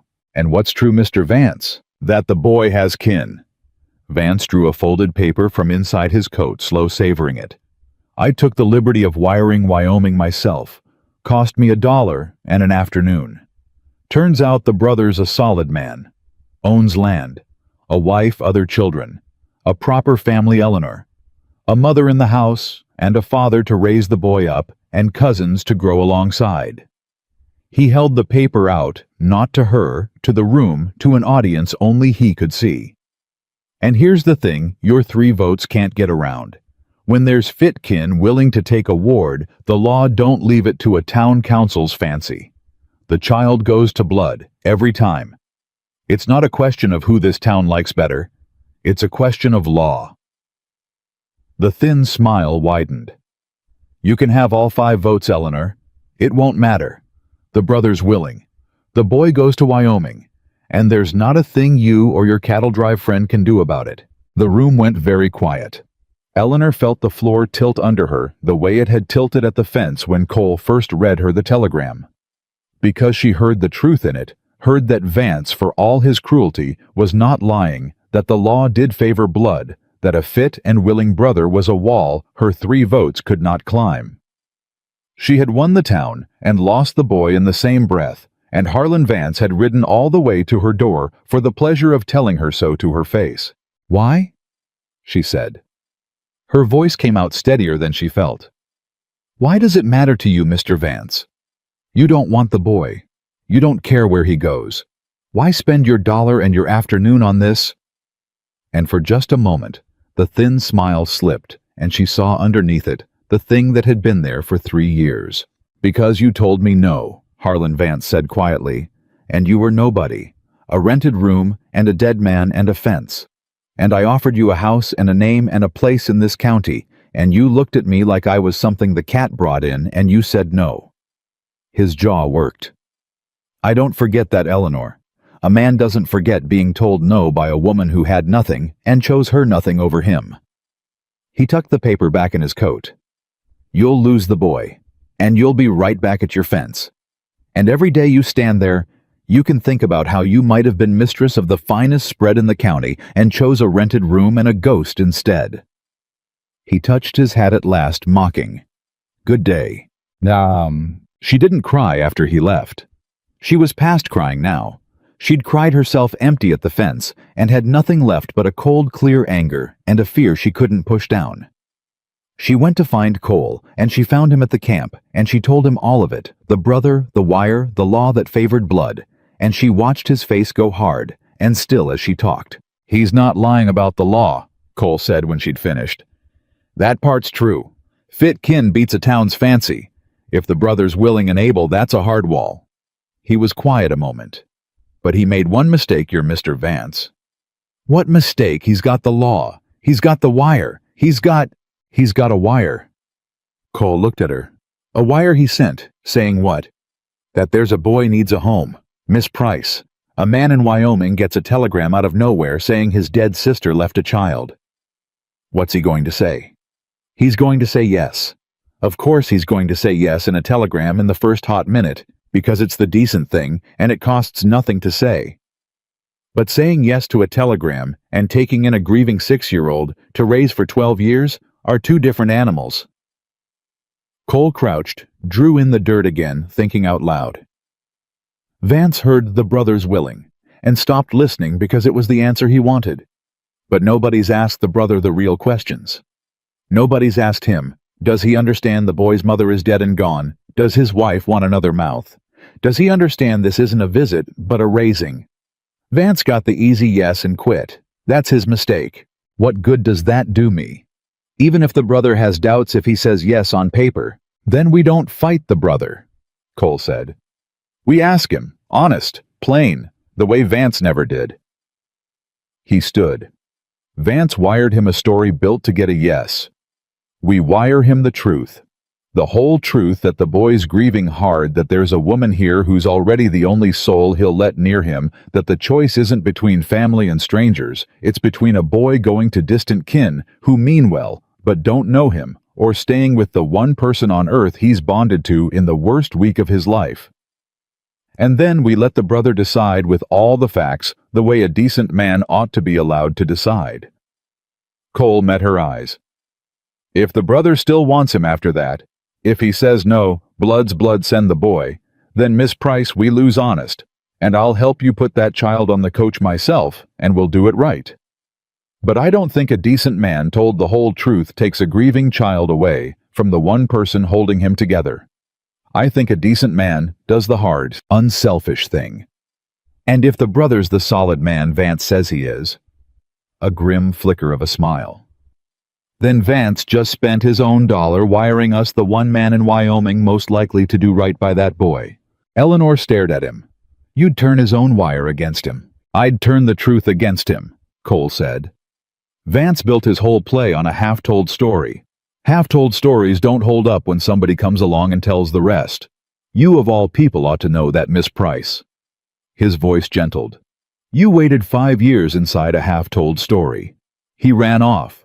That was the story this whole town told, and it was a lie, and the minute somebody dug up the rest of it, the whole thing fell apart in a single afternoon. He held her eyes.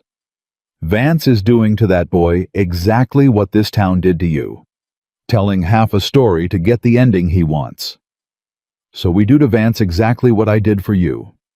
We find the rest of the truth, and we tell it, and we trust that the truth all the way told comes out on the side of the child. Not to be. They sent the wire that evening from Abilene in Cole's hand, Eleanor beside him at the telegraph counter, the two of them working out the words together, plain and honest and holding nothing back. They told the brother his sister was dead, and how. They told him about Henry, about the stillness and the flapjacks, and the nights he woke, reaching for a mother who was gone. They told him without a word against him, the plain shape of the choice a boy sent to good kin he'd never met, or a boy left with the one person he'd let hold him.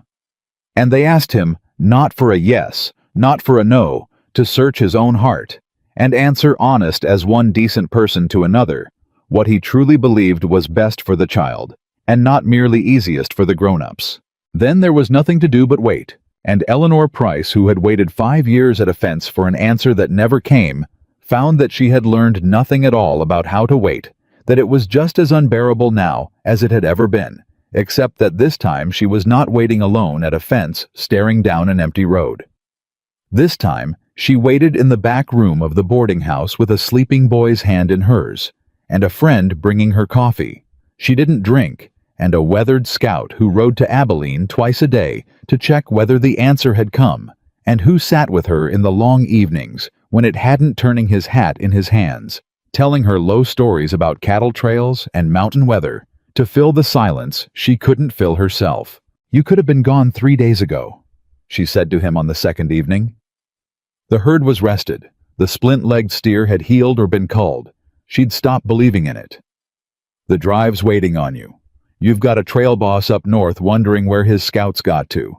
And you're sitting in a boarding house in a town you'll never see again, waiting on a telegram about a child that isn't yours for a woman you met a week ago." She looked at him. "I asked you once why. You told me about your brother's wife. But your brother's wife is 5 years dead, Mr. Barrett, and you can't save her by saving me, and I think you know that. So, I'll ask you again. Why are you still here?" Cole was quiet a long time.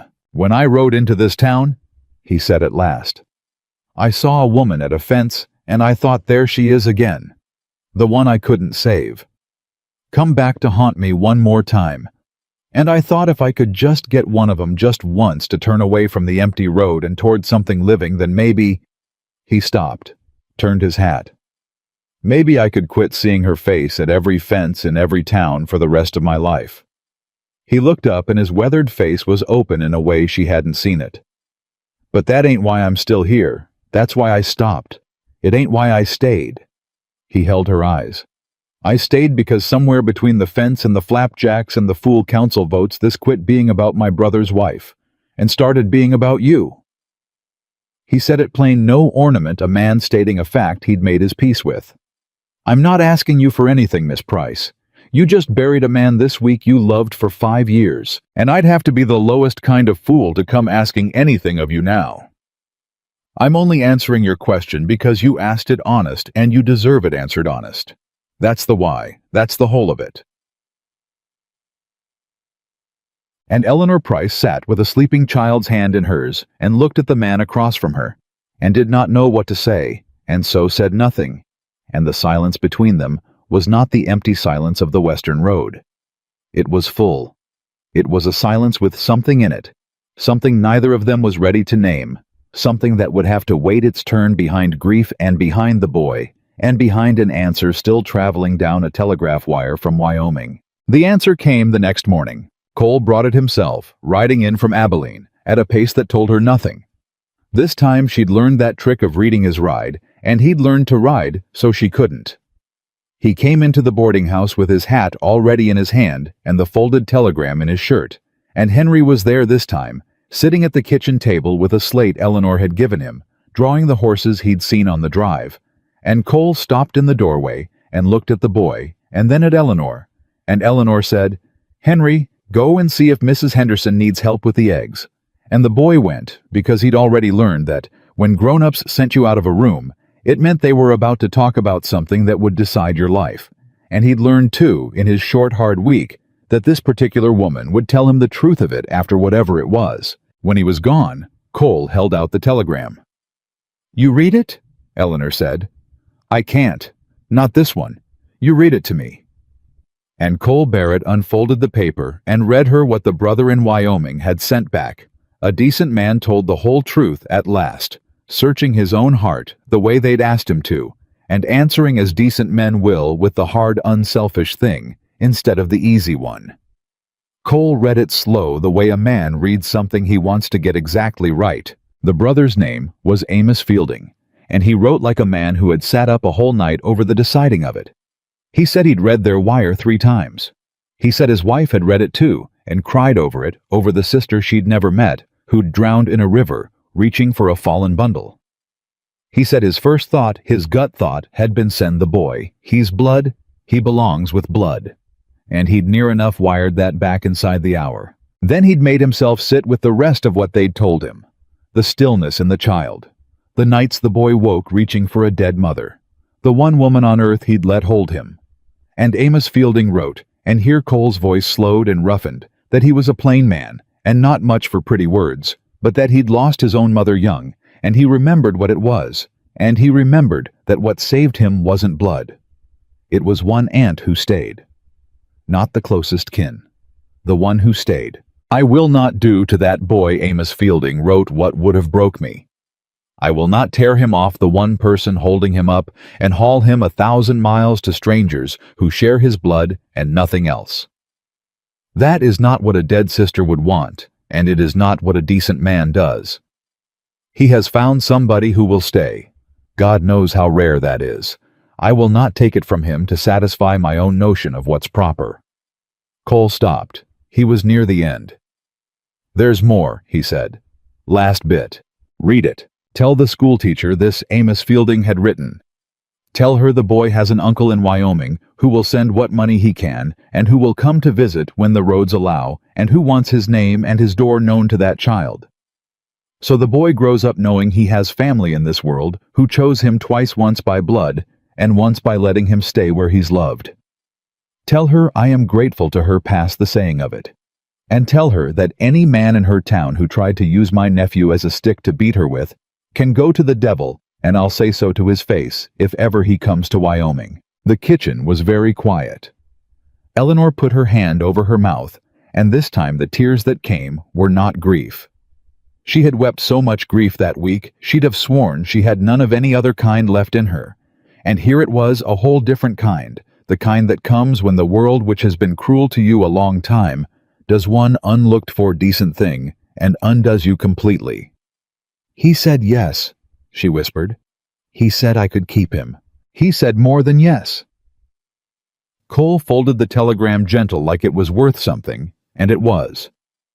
He said you should keep him. He said it in writing in his own hand, a fit and willing blood relation, saying the child's better off with you than with him. You know what that is, Miss Price? A slow, grim satisfaction came into his face. That's the one thing Harlan Vance can't climb over.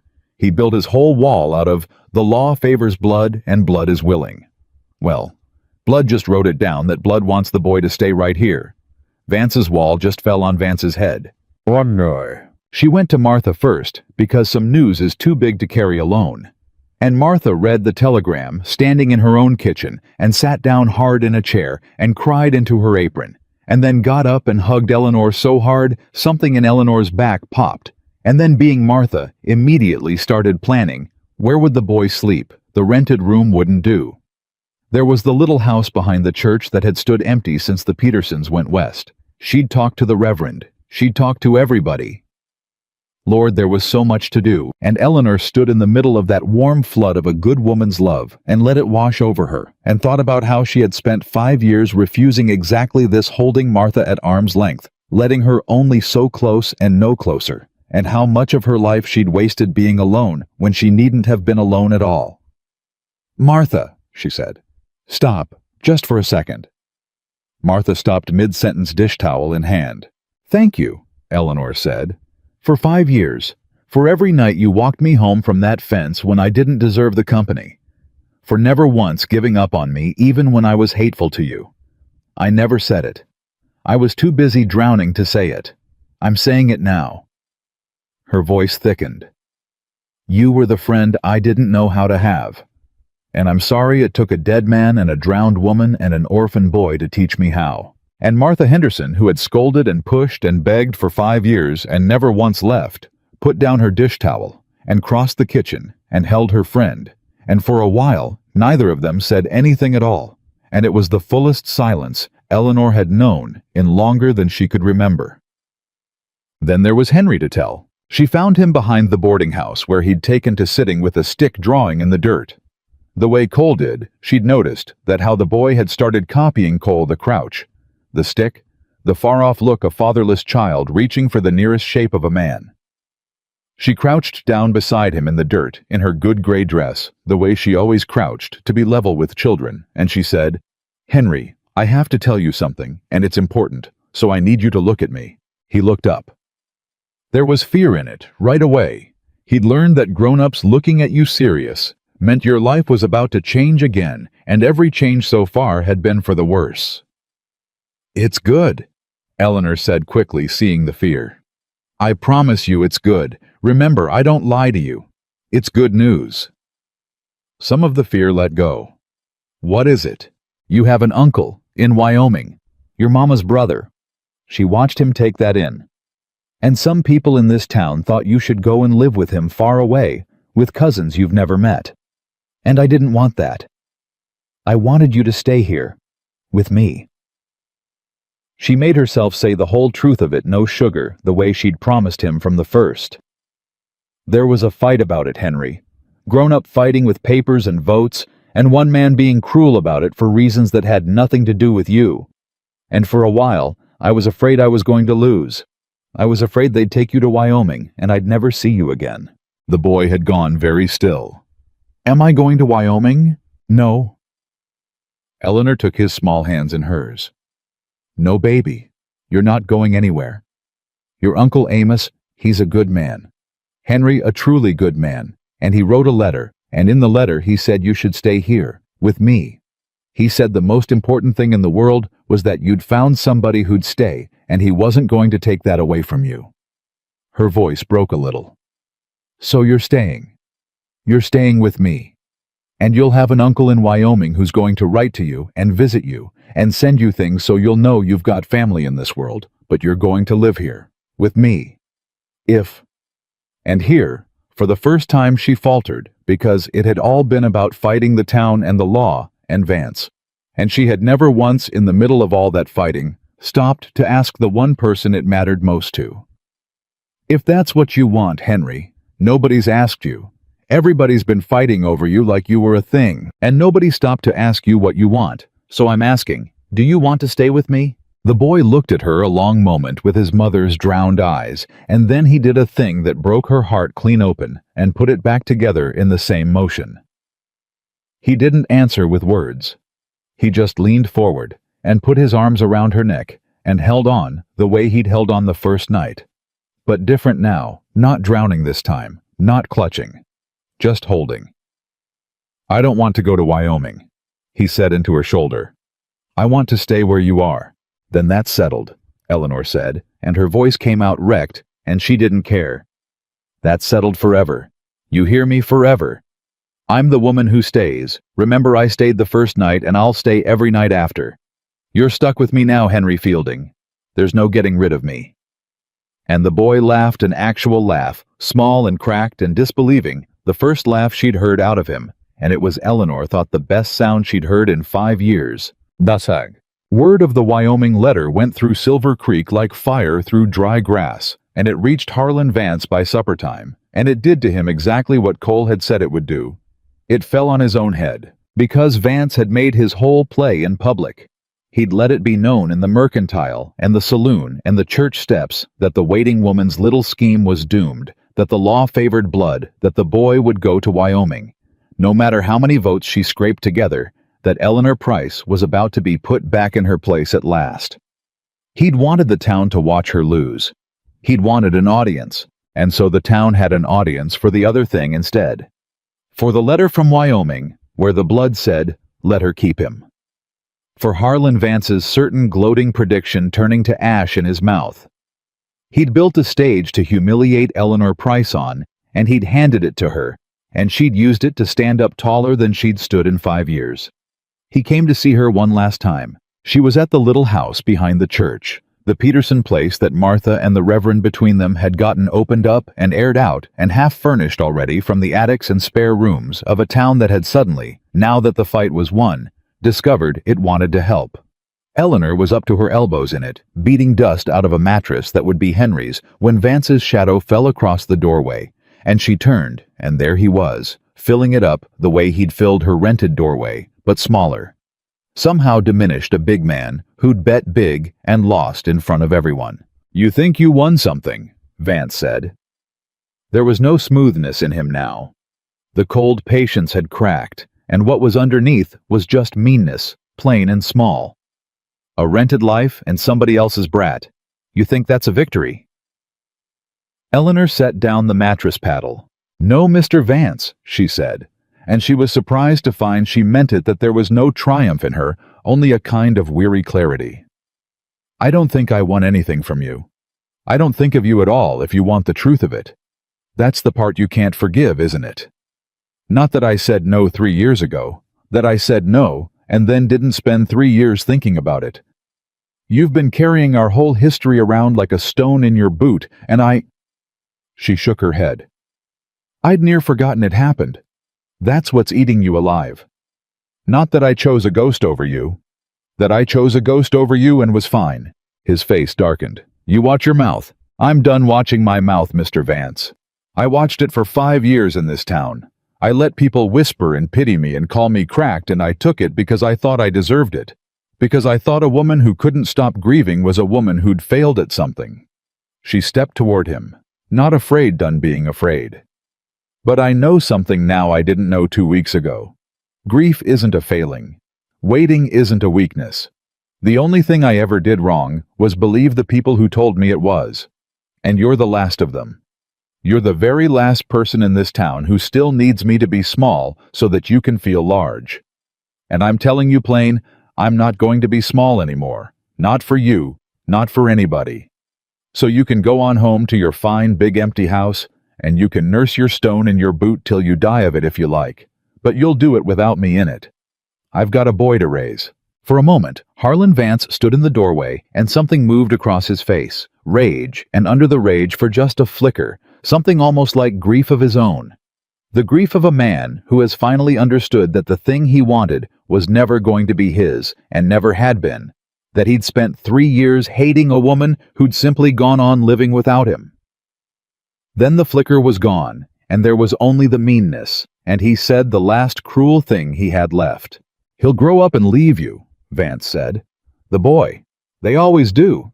And you'll be right back at your fence alone, an old woman waiting on somebody who's never coming. You'll see. You'll end exactly where you started. And he turned to go satisfied he'd landed one last blow. Mr. Vance. He stopped. You're right, Eleanor said quietly. He'll grow up, and he'll leave. That's what children are supposed to do, grow up strong enough to leave. And when he does, I'll have done the finest work a person can do in this world, which is to love somebody so well they don't need you anymore. She picked the mattress paddle back up. That's not ending where I started. That's the opposite of it. The woman at the fence was waiting for a life. I'm living one. You'll never understand the difference, and I'm sorry for you, I truly am. Now get out of my son's room. I've got a bed to make. And Harlan Vance went, and the door stood empty behind him, and Eleanor Price beat the dust out of a mattress for a boy who was hers now, and did not watch him go. There remained the matter of Luke. She had told the town he was dead, had said it to Martha, to the council, to anyone who asked, but she had never marked it. Never made it real in the way a death is made real, with a gathering and a stone, and words said over it. He had no grave here.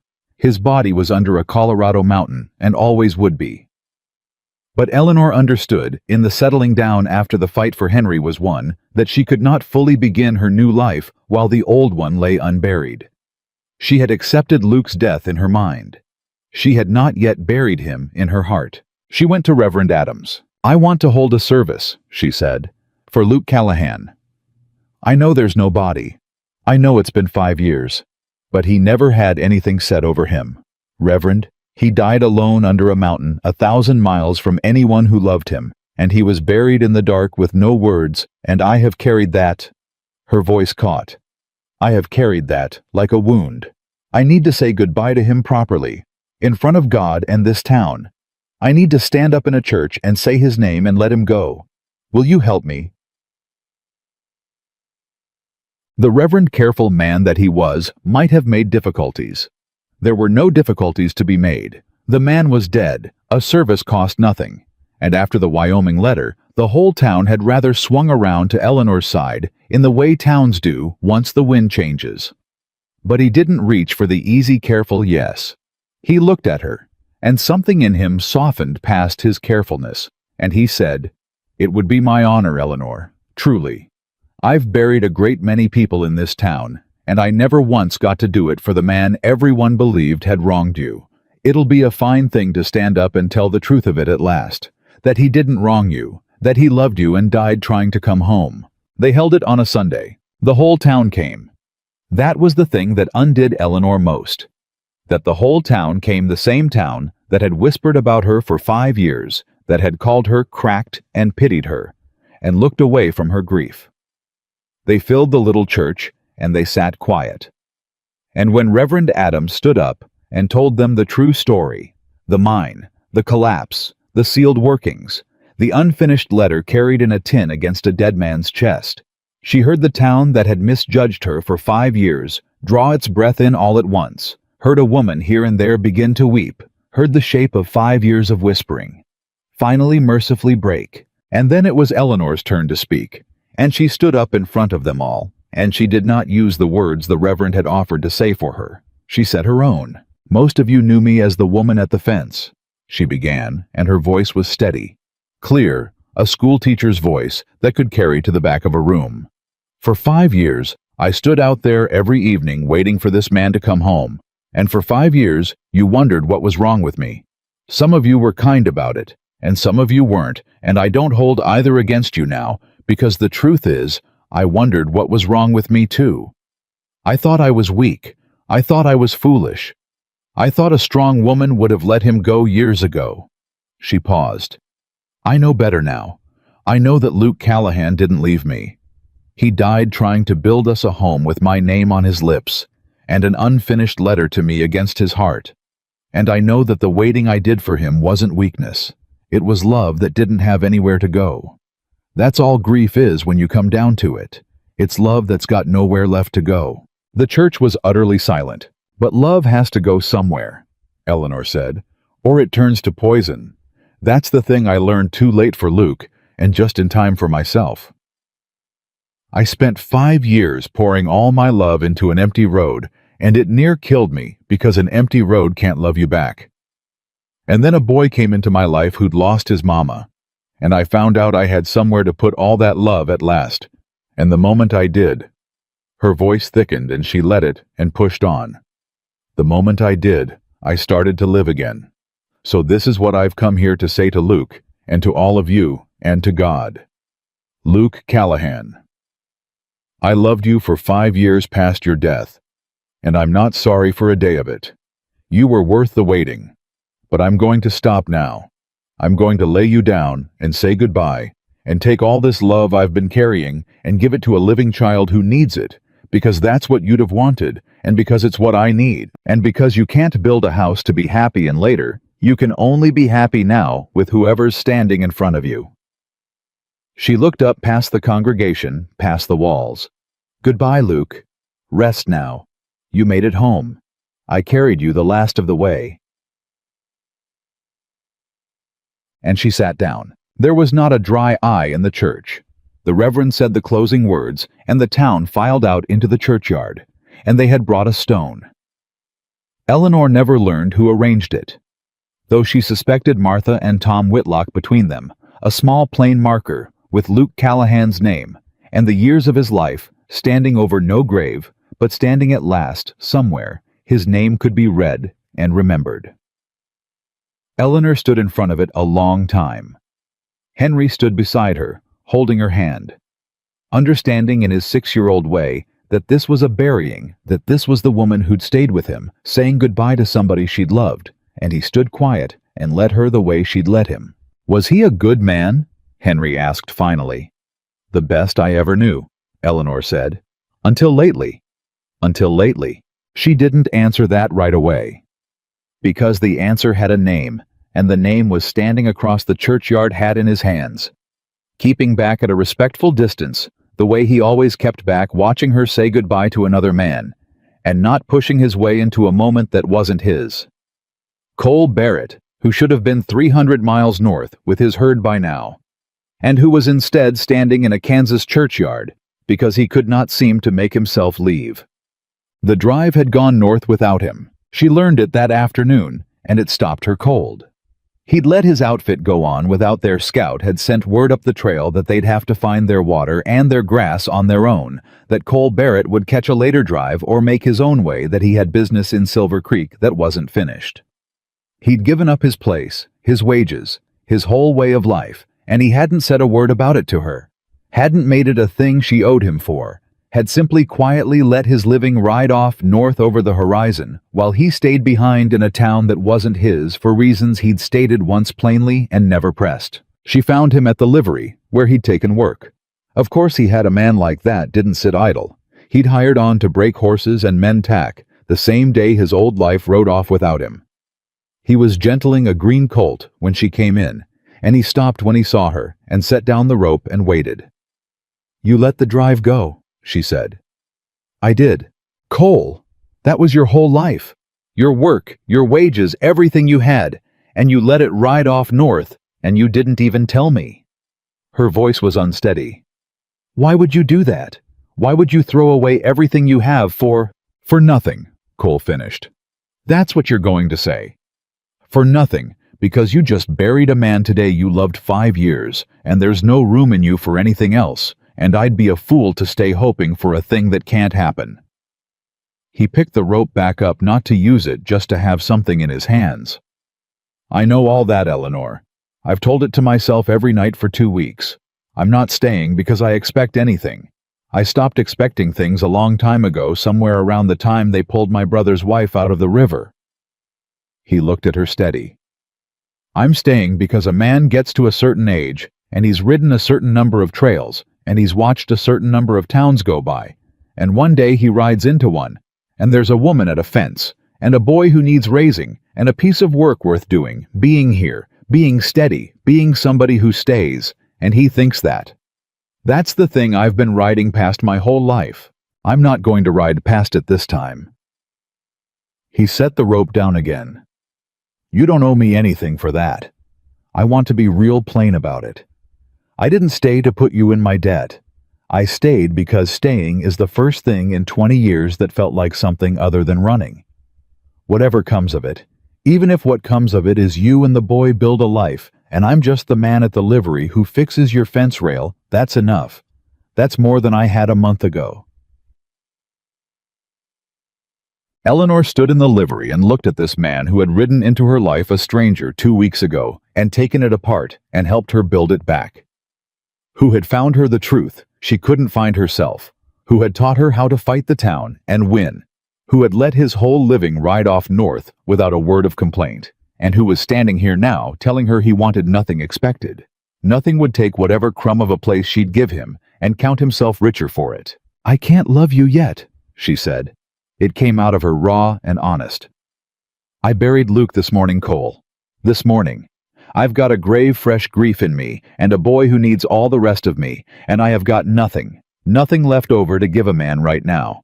If you're staying because you think, I'm not asking you to love me yet." His voice was gentle. "I said, I'm not asking you for anything at all. Let me finish." She took a breath. "I can't love you yet, but I've buried enough this month to know something about time, Cole Barrett. I know it moves. I know grief that feels like it'll last forever doesn't. I know a heart that's got nothing left over today might have something left over come spring or the spring after." She met his eyes, and hers were wet, but her voice was steady. "So I won't tell you to stay. I won't put that on you. I won't have you waiting on me the way I waited 5 years on a fence. That's a curse, and I wouldn't lay it on my worst enemy, let alone—" She stopped, started again. "But I won't tell you to go either. I'll tell you the truth because I don't lie, not to Henry and not to you. The truth is, there might be something here. Someday. If you're the kind of man who can stand to be patient without being promised, and I think God help you, you might be exactly that kind of man, then I won't tell you to go." Cole Barrett looked at her for a long moment. Then slowly something eased in his weathered face, something that had been held tight for a very long time, longer than 2 weeks. Longer than the drive, maybe, as long as the river that took his brother's wife. "I've been patient my whole life," he said, "waiting for the right water, the right grass, the right trail through the mountains. Patience is about the only thing I'm truly good at." A slow, quiet, almost smile. "I can be patient for you, Eleanor Price, as long as it takes. And I'll tell you what I won't do while I'm waiting. I won't stand at any fence. I'll fix your fence, and I'll break your horses, and I'll teach that boy to sit a saddle, and I'll be here every single morning, because that's the one thing you and me both learned the hard way, isn't it? That staying's the whole of it. That being there in the morning is the only promise that ever really counts. He picked the rope back up, and this time he meant to use it, meant to get back to the work, meant to begin the long patient business of being a man who stayed. Go on home to your boy. I've got a colt to gentle. I'll come by later and see about that fence rail, the one that's gone smooth on top. Reckon it's time somebody sanded it down and made it new. And Eleanor Price walked home through a town that had stopped whispering to a little house behind the church, where a boy who was hers now waited at the window, and behind her in the livery, a good man began, without being promised anything. The patient work of staying, and for the first time in 5 years when she reached her door and turned to look back down the road, she wasn't looking for someone who wasn't coming. She was looking at everything she already had. He came by that evening and sanded the fence rail smooth and new. And Eleanor watched him do it from the window of the little house behind the church, and she understood that he'd chosen that particular chore on purpose, that he was telling her something without words, the way he told her most things. The rail that had gone pale and worn under 5 years of her waiting hand was being made over into ordinary wood, again a fence like any other fence, no longer a shrine. When he finished, he ran his palm along it, once testing it, and then he tipped his hat toward her window and walked back to the livery, and did not come in, and did not ask to. That was how the first months went. Cole Barrett stayed, and he asked for nothing, and he was there every single morning. He fixed things. That was his way of loving. Eleanor came to see a man who'd spent his life reading weather and gentling green horses, didn't have soft words in him, but he had hands, and he put those hands to every broken thing in her new life. He mended the roof of the little house before the first hard rain. He built Henry a proper bed frame to replace the cot. He hung a swing from the cottonwood in the yard and taught the boy to pump his own legs on it, standing back with his arms crossed and something quiet and satisfied in his face when Henry finally got the rhythm of it and shrieked with the joy of a child who is, for a few minutes, purely and simply happy. "You're spoiling him," Eleanor said one evening watching from the porch. "Boys owed some spoiling." Cole didn't take his eyes off Henry. "He'll have hard years enough. Everybody does. Let him have this while he's small enough to have it." Henry healed the way children heal, not straight, not clean, but in a crooked line with terrible days folded in among the good ones. There were nights he woke screaming, dreaming of the river, and Eleanor learned the sound of it, and was up and across the little house before she was fully awake, gathering him up, saying the true thing. "The only thing I'm here. You're not alone. I'm not going anywhere." There were days he raged at her for no reason, a grown-up could see, testing her, pushing at the edges of this new life, to find out if it would hold, if she would hold, if she was the kind who stayed only until you were difficult enough and then left like everyone leaves. She held. Every time. She held through the night terrors and the rages and the awful still afternoons when he'd sit with his stick in the dirt and not speak for hours, and she never once let him see her waver, because she understood better than anyone alive what it was to wait to find out whether the person you loved was going to come back. She would not make that child wait to find out about her.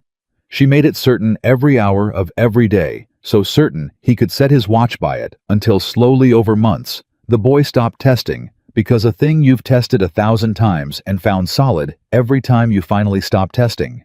You start instead to trust it. The morning Henry called her Ma by accident, she had to leave the room. It came out of him without his meaning. She'd said something about supper, and he'd said, "Okay, Ma." Easy as anything.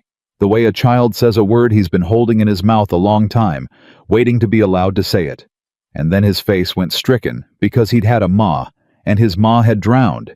And here he was, giving her name to somebody else, and he braced for Eleanor didn't know what, to be scolded, to be told he'd done wrong, to be told his real mother wouldn't like it. Eleanor knelt down in front of him. "Henry," she said, and her voice was very careful, because this was the most important thing she would ever say to him, and she knew it.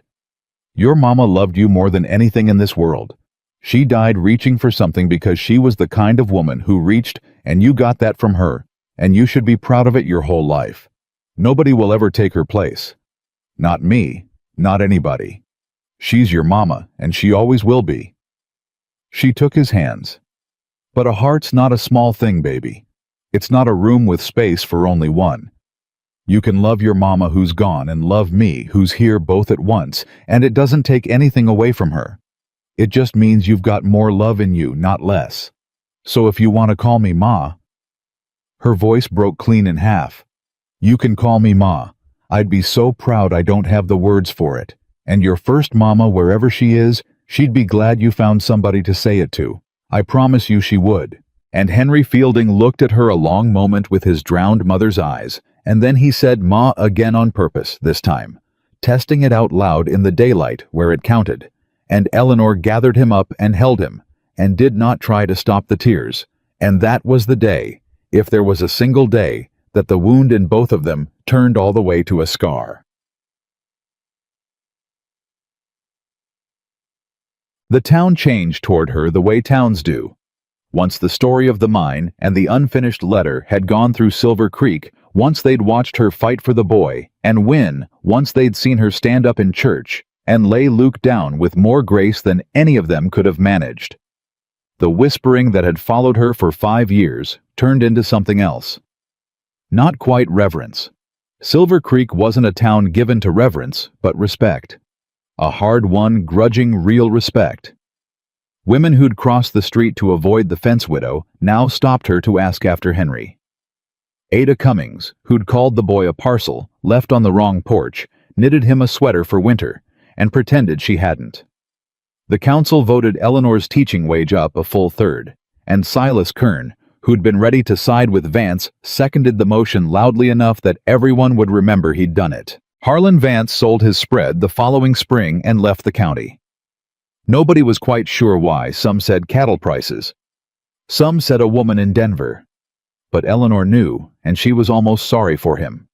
This man who'd carried a stone in his boot so long it had finally worn a hole clean through him, who could not stand to live in a town where the woman who'd told him no had gone on to be so plainly, so infuriatingly happy without him. He never said goodbye. She never expected him to. Some people can only leave the way Luke's letters left in silence, without a word gone before you know they're going. She'd learned to forgive that kind of leaving. She'd had practice. Cole waited. Through the whole of that first year and into the second, he waited, and he never once made it a burden. He didn't sulk, didn't press, didn't do the thing that waiting men so often do, where the waiting itself becomes a kind of accusation, a debt he expected paid. He'd told her the truth in the livery, and he lived by it. He asked for nothing, and so there was never anything to feel guilty about. And so strangely, that was the very thing that made room in her over the slow turning of the seasons for something to grow. It grew in the ordinary moments. In the way he'd catch her eye over Henry's head when the boy said something funny, the two of them sharing a joke without a word. In the way he never came in uninvited, but always somehow seemed to be there when she needed a thing lifted or fixed or figured out. In the way he taught Henry to ride patient past all reason, the boy tumbling off a dozen times, and Cole picking him up a dozen times, and saying only, "Again," until Henry sat that pony like he'd been born to it, and Cole stood back and let the boy think he'd done it alone. In the way. On the second Christmas, he gave her nothing store-bought at all, but had built in secret over months, out at the livery, a proper writing desk. A fine thing better than anything in her Boston girlhood, with a little drawer that locked, and when she opened the drawer, she understood it was for the letters. For Luke's letters, and the last unfinished one, so she'd have a place to keep them. That was theirs. Honored, not hidden, a part of her life she was allowed to carry openly into whatever came next. "You didn't have to," she said, and couldn't say more. "I know I didn't."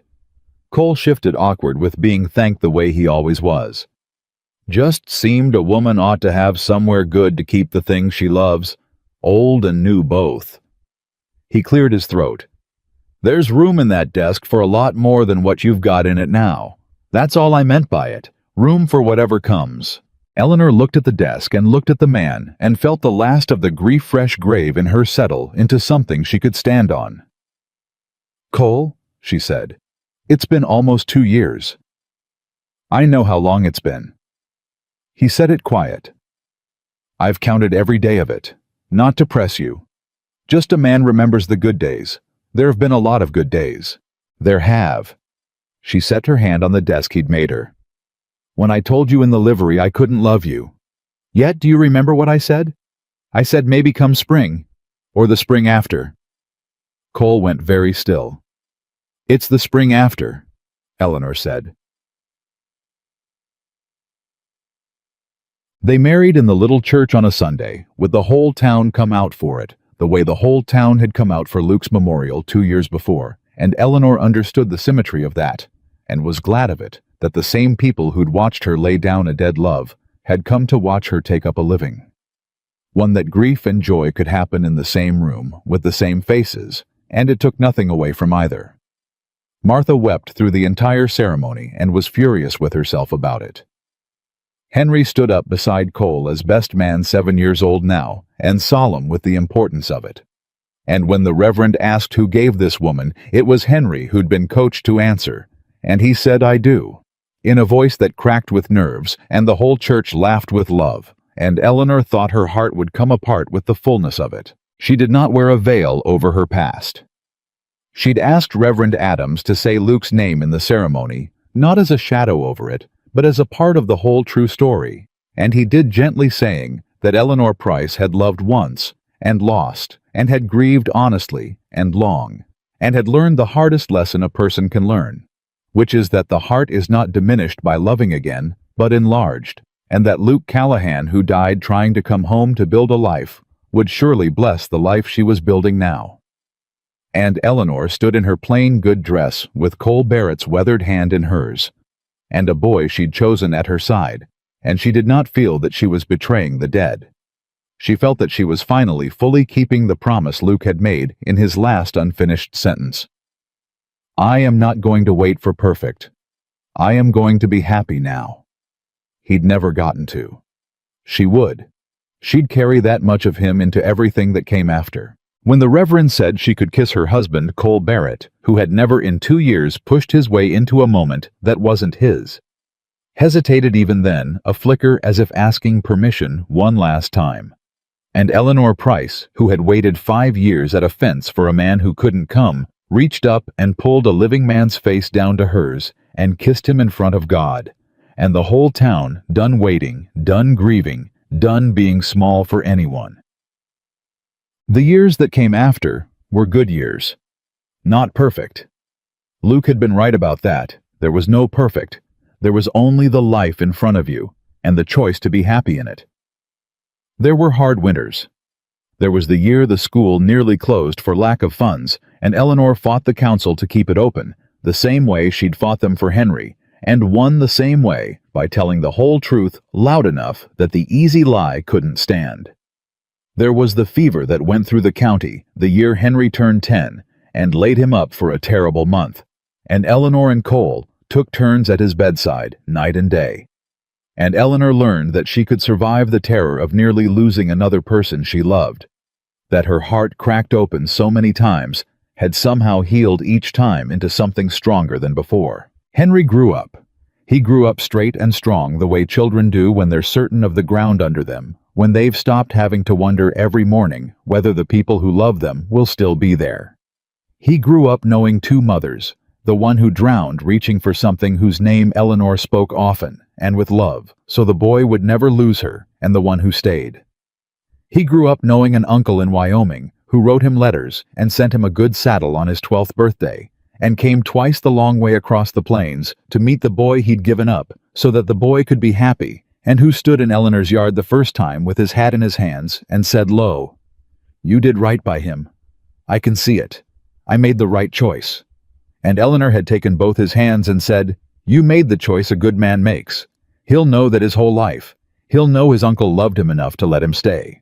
And Henry grew up above all knowing the thing that Eleanor had learned too late for Luke, and just in time for herself, that love is not measured in the waiting, but in the staying, not in the grand promise, but in the ordinary morning. Not in the house you build to be happy in someday, but in the choice to be happy now with whoever is standing in front of you, while there is still time to choose it. Harlan Vance had said she'd end where she started. He'd said the boy would grow up and leave, and she'd be back at her fence alone, an old woman waiting on somebody who was never coming. He was half right, the way cruel people are, sometimes half right. Henry did grow up, and Henry did leave, rode off at 19 to make his own way, the way children are supposed to, strong enough at last not to need her, which was the whole point of everything. She'd poured into him the finest work she'd told Vance a person could do. She stood in the yard and watched him go down the western road, the same road she'd watched for 5 years, for a man who never came, and she cried. Of course she cried, because loving somebody well enough to let them go is the sweetest grief there is. But she was not alone when she watched him go. Cole Barrett stood beside her, gray. Now his weathered face lined deeper, his hand rough and warm in hers. And when the man disappeared over the fold of the hills, Cole didn't say anything wise or comforting, because that wasn't his way. He just squeezed her hand, and after a while he said, "He'll write." "He'd better," Eleanor said, wiping her face. "He will. That boy learned what a letter's worth from the two of us." Cole looked down the empty road, the same road, and he did not stand at the fence to look at it. They never stood at the fence anymore. That fence was just a fence, now sanded smooth and painted white, and holding in a garden. He looked at it the way you look at a road that has taken somebody you love toward a good life, which is a different thing entirely from the way you look at a road that has swallowed somebody who's never coming back. And when he writes, we'll write him back. And come spring, he'll come home and eat everything in the house and complain about your cooking and then ride off again. That's how it goes. That's how it's supposed to go. He turned from the road and looked at her. This woman he'd waited 2 years to marry and spent a lifetime being glad he did. You're not waiting on him, Eleanor. There's a difference, and you taught it to me. You're not waiting. You're living, and he'll come home, not because you stood at a fence and willed him to, but because you built him a home worth coming back to. That's the whole of it. That was always the whole of it. Eleanor Price. Eleanor Barrett. These long years now turned away from the western road that had taken so much from her and given so much back, and she looked at the man who had stayed, and the home they'd made, and the life she'd chosen over the ghost, and she understood that Harlan Vance had been wrong after all, wrong, down to the bone. She had not ended where she started. The woman at the fence had been waiting for a life to begin. This woman had lived. One had buried a love with honor and taken up another with joy, had turned 5 years of grief into a lifetime of belonging, had taken a drowning child and a running man and a whispering town, and out of all of it built something that no mine could bury, and no river could drown, and no cruel man's dollar could ever tear apart. She had learned the one thing worth learning, and she had lived it all the way to the end, that healing does not come when the answers arrive, but when we find the courage to stop waiting for them and go on living without them. Eleanor took her husband's hand and turned her back on the empty road for the last time and walked home. And she never waited at that fence again, not because she'd stopped loving the man she lost, but because she had finally fully learned to love the life she'd found. The waiting was over. It had been over for years, and she was at long last, and for all the rest of her days, exactly where she belonged.